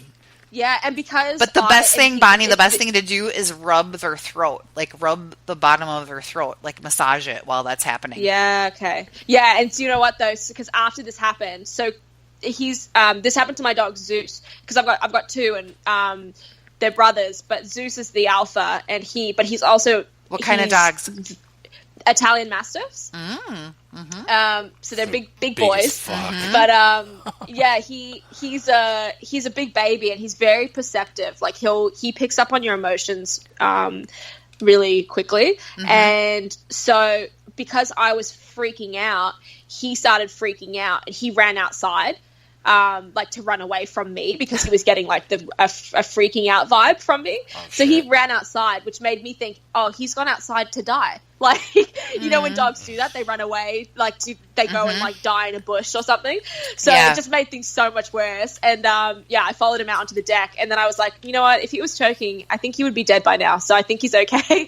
And then he was just staring at me like, what is your problem? Like, why are you? Because he obviously after like the reverse sneezing thing, whatever the fit, he was done. He was fine, but he could tell that you were like upset. Yeah. He was like, what just happened? At me like, what is wrong with you? That's what I do.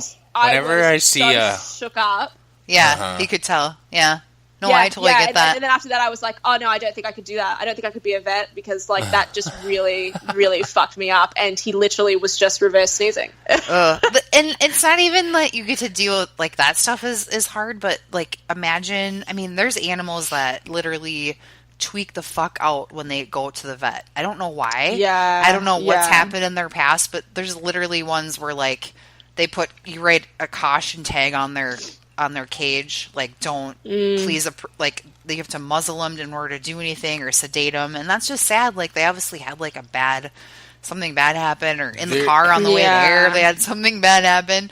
But I remember when I was doing my internship, there was this cat, and his name was like Crackers or something stupid. Perfect name for a cat. Totally like ferocious and like almost probably he probably could have been feral if he didn't live in a house. Like he was just totally fucking psycho. That was a crazy cracker. Crazy cracker. So and they had on his tag it said caution, but the tag had fallen down. So I was doing my internship thing, and I was like walking around, and I was like, "Hey, kitty," and I opened the cage, and he came up and like sat on my shoulder, and I was like petting him, and he was like purring, and I was walking around, and I was like just checking out what people were doing, and all the other techs and the vets were like, Run! They're like, is that Cracker? And I was like, yeah. I'm like, isn't he cute? And they're like, okay. They're like, don't move.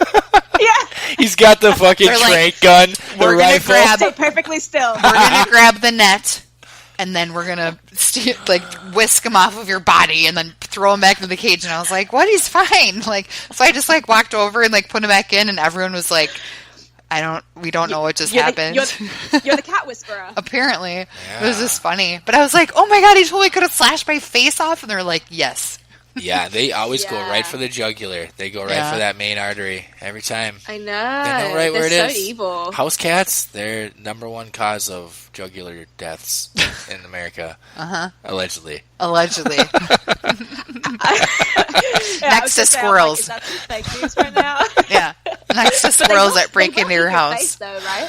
Yeah, dogs will do that too. No, dogs will eat your face. I don't know about cats. I think cats have done it too. I've heard more See, that's instances the of dogs misinformation eating faces. Yeah, Bonnie, if you die in your house and your dog's in there, eventually when you haven't fed them and filled their dish after a couple weeks, they're gonna start eating you. Well, yeah. If nobody's found you or not. Yeah. Well, that's okay. I'm fine with that. Yeah. I do But the same. I'm definitely more a dog person than a cat person. I like cats. I've currently been fostering kittens, and they're fucking annoying as shit.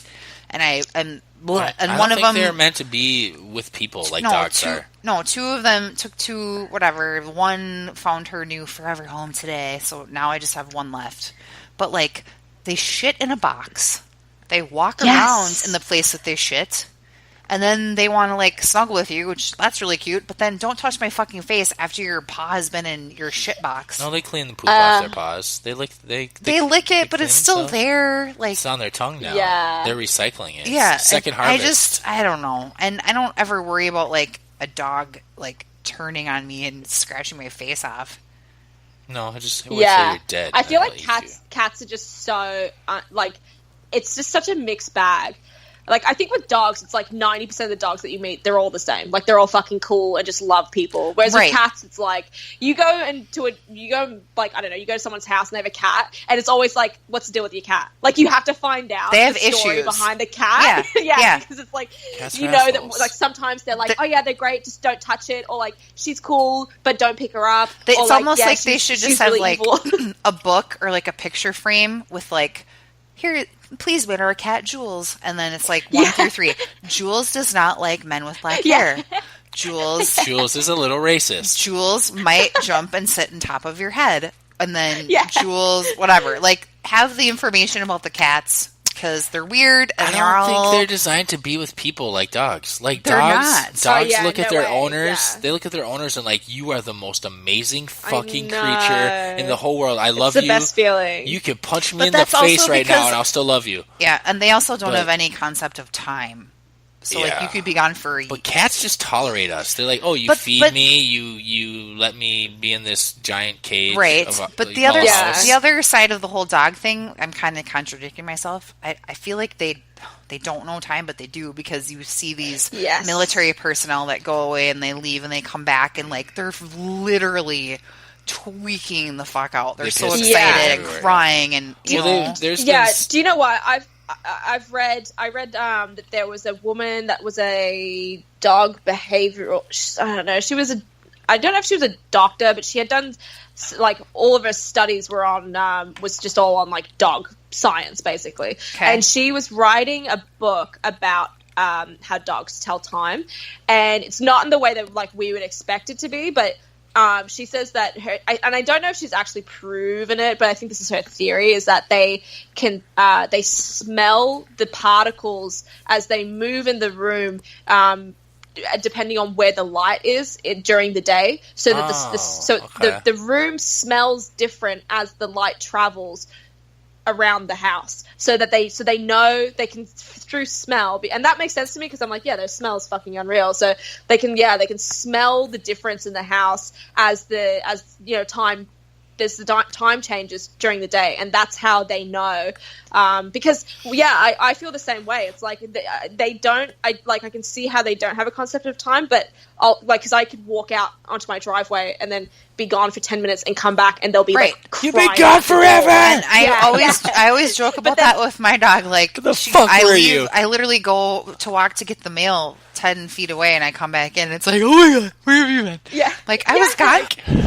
They know they'll come into the room when it's time for breakfast. Like they know at 6 a.m. It's like, okay, like we're ready to eat. Or even specific, like, come on. Like sounds and things that they remember. Like I bought a rotisserie chicken today and I put it in the fridge and whatever. And then tonight I like opened it up and like, did all the like pulled it apart so I could use it for things. And my dog literally was in a deep sleep, snoring. I could hear her from upstairs. Yeah. And she heard me open up that chicken thing and she could smell it. And she was literally like, okay, right at my feet. Say, not only can dogs smell time, apparently, but they can also smell chicken. Well, for goddamn sure. Yeah. But she's old. She's 11. Like, she doesn't do shit except I bet sleep that all nose day. still works damn good. But as soon as that chicken opened up, I was like, oh, did you smell some chicken? So then, of course, I had to give her like 17 pieces. So she's going to have horrid diarrhea tomorrow. But that's fine. She's 11. Worth it. Yeah, the sound of anything. It's like the crinkling. The thing, though, that I find funny with my dogs is that, like, when I open up something, like open up a packet of whatever, but, like, the sound doesn't resemble anything that I've ever fed to them before. Like, they come up to me when they hear me opening up something because they know it's food, because they know that sound means that there will be food eventually. But it's not food for them, it's food for me. So, like, because I don't feed them, I don't give them any, like, I sort of limit the amount of leftovers that they get, and like I never feed them in the kitchen or like at the table or anything like that. So like they haven't really experienced much in terms of being fed human food. So yeah, I'm like, what do you expect is going to happen here? Like you've never been fed from me like opening up a packet of something in the kitchen before. So like why are you expecting something now? But every time they hear the packet, it's like that plasticky sound of opening something. And like it doesn't even have to be food. It'll just be anything. Like anything with that plasticky sound when you open it, they come up to me and I'm like, you guys, like, and they sit and stare at me like waiting to get a treat. And I'm like, I'm literally opening up mail. Like big what kids. They're like, what you got there? What you got there? Huh? Mm-hmm. What is that? Yeah. I know. There might be food in there. I'll eat that. I'll eat that mail. A cat will never do that shit to you. You give me that mail, I'll eat it. They're pretty smart. It sounds like food. Oh yeah, they will eat it. My dogs fucking eat everything. It's retarded. They'll eat my cat's poop. Oh yeah, I remember working at the clinic and we had a dog that ate someone's like they had cash on their nightstand with some coins, like $1,000 about. Yeah. What? Yeah, seriously? and some change, and because they went to the casino and like passed out. They ate $1,000 in cash on their nightstand, and their dog ate it. So they brought the dog to us, and we had to make it puke. And we got basically peroxide will make your dog puke within like 10 minutes. Yeah, I was going to say, what is it? Charcoal or something? Yeah, peroxide. Peroxide. I used to have a boxer too that ate a bunch of onions like sneakily after I was making tacos, and I had to make her vomit. And then my dog currently snuck downstairs in my old crawl space, my old house, after we had mice and we had poisoned them, and she got a hold of a dead mouse that had poison in it. Swallowed a whole mouse. Did the dog puke the cash up? He puked the cash up, and all of it?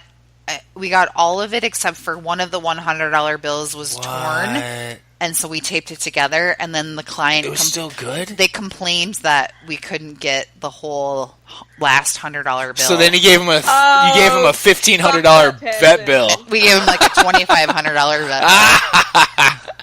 That's awesome. I was like, what a dick. Like, you fucking suck. I was like, I should have just like pocketed one and be like, we only got 800, sorry. Wow. Don't you hate that? Like when you have hindsight and you're like, oh, I wish I had just treated that person like an absolute wanker. Because they're an absolute wanker. Like yes. Wanker. Like, I was trying to be nice. I know. So rude. Shit. Okay, we got to wrap this up, ladies. All right. Unfortunately. Okay. Oh, fuck. Yeah, 2 hours and 22 minutes. Holy Yeah. Yeah. shit. Killing it. Nailed it. Killing it and doing it well. So, you want to let our listeners know where they can find your podcast and where they can find you? Yeah, cool. So my podcast is called Just Sane, and you can get it on iTunes, Stitcher, TuneIn, like any of those podcast apps. And you can check out, I'm very active on Instagram, so you can find me at Bonnie Sane. And if you're keen to get one of the t-shirts, my website is called PRIME PODCAST APPARREL.com. But if you go onto my Instagram, like I've got all the links to everything there as well. So yeah, you can check me out there. Yay! Awesome. Yeah, go buy that t-shirt. It's a badass Go buy it. t-shirt. It is a Some badass t-shirt. Badass podcasts Yes. on it. You Definitely. should be listening Thanks to for all having of me them. on, guys. Yeah, thanks for having us. This was great. All the way It's from awesome. Australia. Yeah, have you had anyone else from Australia on your podcast? We've have, had actually. a musician by the name of Muggsy, Renee Brady. Oh, Yeah, Renee Brady. Is that how you say it? Yeah. So you and Muggsy are the he's like hip hop R&B Yeah, type R&B kind of guy. dude. oh, cool. Um, I gotta check them out. Yeah. So he was our first. You're our second. We had two from the Outback now. I feel very special. We had a great time. You are definitely Sarge approved in our book. Absolutely. Woo! Yay! Awesome. Thanks, guys. Yeah. All right, thank you. Thanks for sharing your time with us. Have a good Yeah, no worries. have a good rest of your day now, because it's like Thanks. almost 2 p.m. Yes. there right now, right? Yeah, it's Sunday there. What are the lotto numbers? Yeah. Are the Vikings gonna win today? Unfortunately, that's not how time difference works. Dang it! Oh, damn. That would be awesome though if it was. And, Yeah, how great would that be if you could just call the it future? would never for happen, you guys, but not for us, because we're Right. we're at the front. Yeah. You'd have to call us and be like, hey, we got some shit to tell you. In about 14 Yeah. hours, some bad shit's going down in America. You might want to get out. I know. Then It's I'd time really to be go. the bearer of bad news all the time. Man. yeah, that would just be sad. We don't want that. We don't want to put that on your shoulders. No, yeah, thanks. All right, check out Just Sane. Yes. Yes, Thanks again, Just Bonnie. Sane. Yes, thank you. Thanks, guys. Have an awesome night, day. Yeah, you too. You too. Thanks. Bye. Bye. See ya.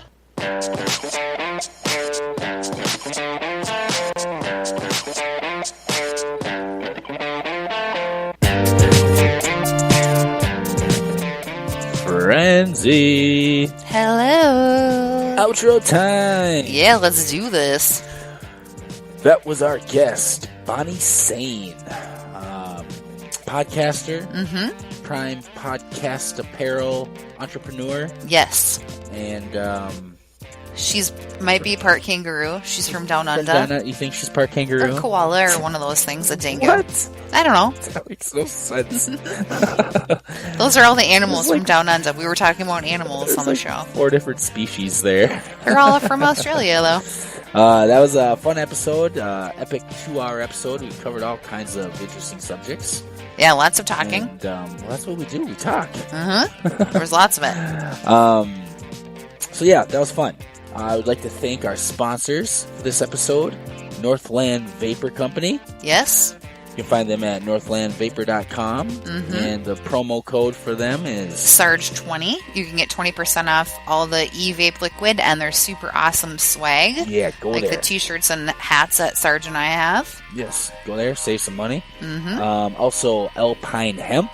Use Fine. the same code, Sarge20. Beautiful. alpinehemp.com. And Comics Watching Comics. Yes. Thank you. They're now on Amazon Video, and coming up in November, to be exact, November 18th, they're doing their live show at Gotham Comedy Club in New York City. Beautiful. It is going to be amazing. They're going to be showcasing the winning comics of the past season, nice. panelists, and also comics who seek redemption that had a bad set on the show. Redemption. Which I think that's probably going to be the best part about it. Yeah, that'll be fun. So you can go to comicswatchingcomics.com to get the link to buy your tickets for that event. Beautiful. And check them out on all their social media pages, Facebook, Instagram, Twitter, all the things. And then lastly, our last sponsor is SportsBook's Box Office Podcast. Yes. Hosted by Kevin Goatee, also from Comics Watching Comics, and Jeffrey Ball. Yeah, check them out. They're on iTunes and Spreaker and all those podcast platforms. Check them out. Yeah. All right. We got some our upcoming guests. We're going to have a very funny comedian, Ron Placone. Placone, yeah. California comedian. We actually got a chance to see him do comedy at Sisyphus in the Twin Cities. Yeah, we got to see him do some stand-up last spring, so that was cool. Yeah, that's how we met the guy, and Frenzy got him on the show. And then we have Jeffrey Paul coming up. Yes, look forward to that from the SportsBook Box Office Podcast. Good friend. And another comedian. Yeah, there's going to be some football talk for sure. Of course. Yeah. All right. Cool. Let's play this episode out with a song by Kirk called Vibrations. Thanks for listening, you guys. Have an awesome night. Bye. Later, fuckers. In the space that my body is occupying now are all the wavelengths of all the frequencies of all the radio stations, television stations, telecommunications equipment broadcasting to this area. They can't see each other, and we can't see them. To them, to each frequency, they are the only one that exists. But if you get a radio and you tune it to one of those frequencies, then to the radio at that time, that is the only frequency in creation. That is its reality. Just as we look around, and this is our reality. But if you move the dial... Let me flip it. Yeah. Let me get it once, let me flip it. Okay. Let me get it once, let me flip it. Let me get it once, let me flip it. Okay. Let me get it once, let me flip it. Let me get it once, let me flip it. Let me get it once, let me flip it. Let me get it once, let me flip it. Let me switch up the cadence. Some of y'all was foul, man, you're real fucking flagrant. Man, I'm getting so impatient when it comes to making certain statements. Don't ignore the real, but y'all praise the fake. Say you woke, but you ain't awake. If you ain't raised a certain way, then you can't relate. Like, I can't demonstrate what it really takes to make it great. The hate is real, it's hell on earth. Oh my God, heaven's sake. Niggas, they dummies like mannequins. Challenge, they writing they bars and they panicking. It's like watching, making the bend again. And this shit is so damaging. Even in a church selfie, man, I'm never slacking. Some people acting, they got the backing, but lack the package. They say they stacking, but really it's just a reenactment. Like a pageant of absent talent, they just remaining stagnant. Let me flip it. Let me get it once, let me flip it. Let me get it once, let me flip it. Let me get it once, let me flip it. Let me get it once, let me flip it. Let me get it once, let me flip it. Let me get it once, let me flip it. Let me get it once, let me flip it. Let me get it once, let me flip it. Let me get it once, let me flip it. Let me get it once, let me flip it. Let me get it once, let me flip it. Let me get it once, let me flip it. Let me get it once, let me flip it.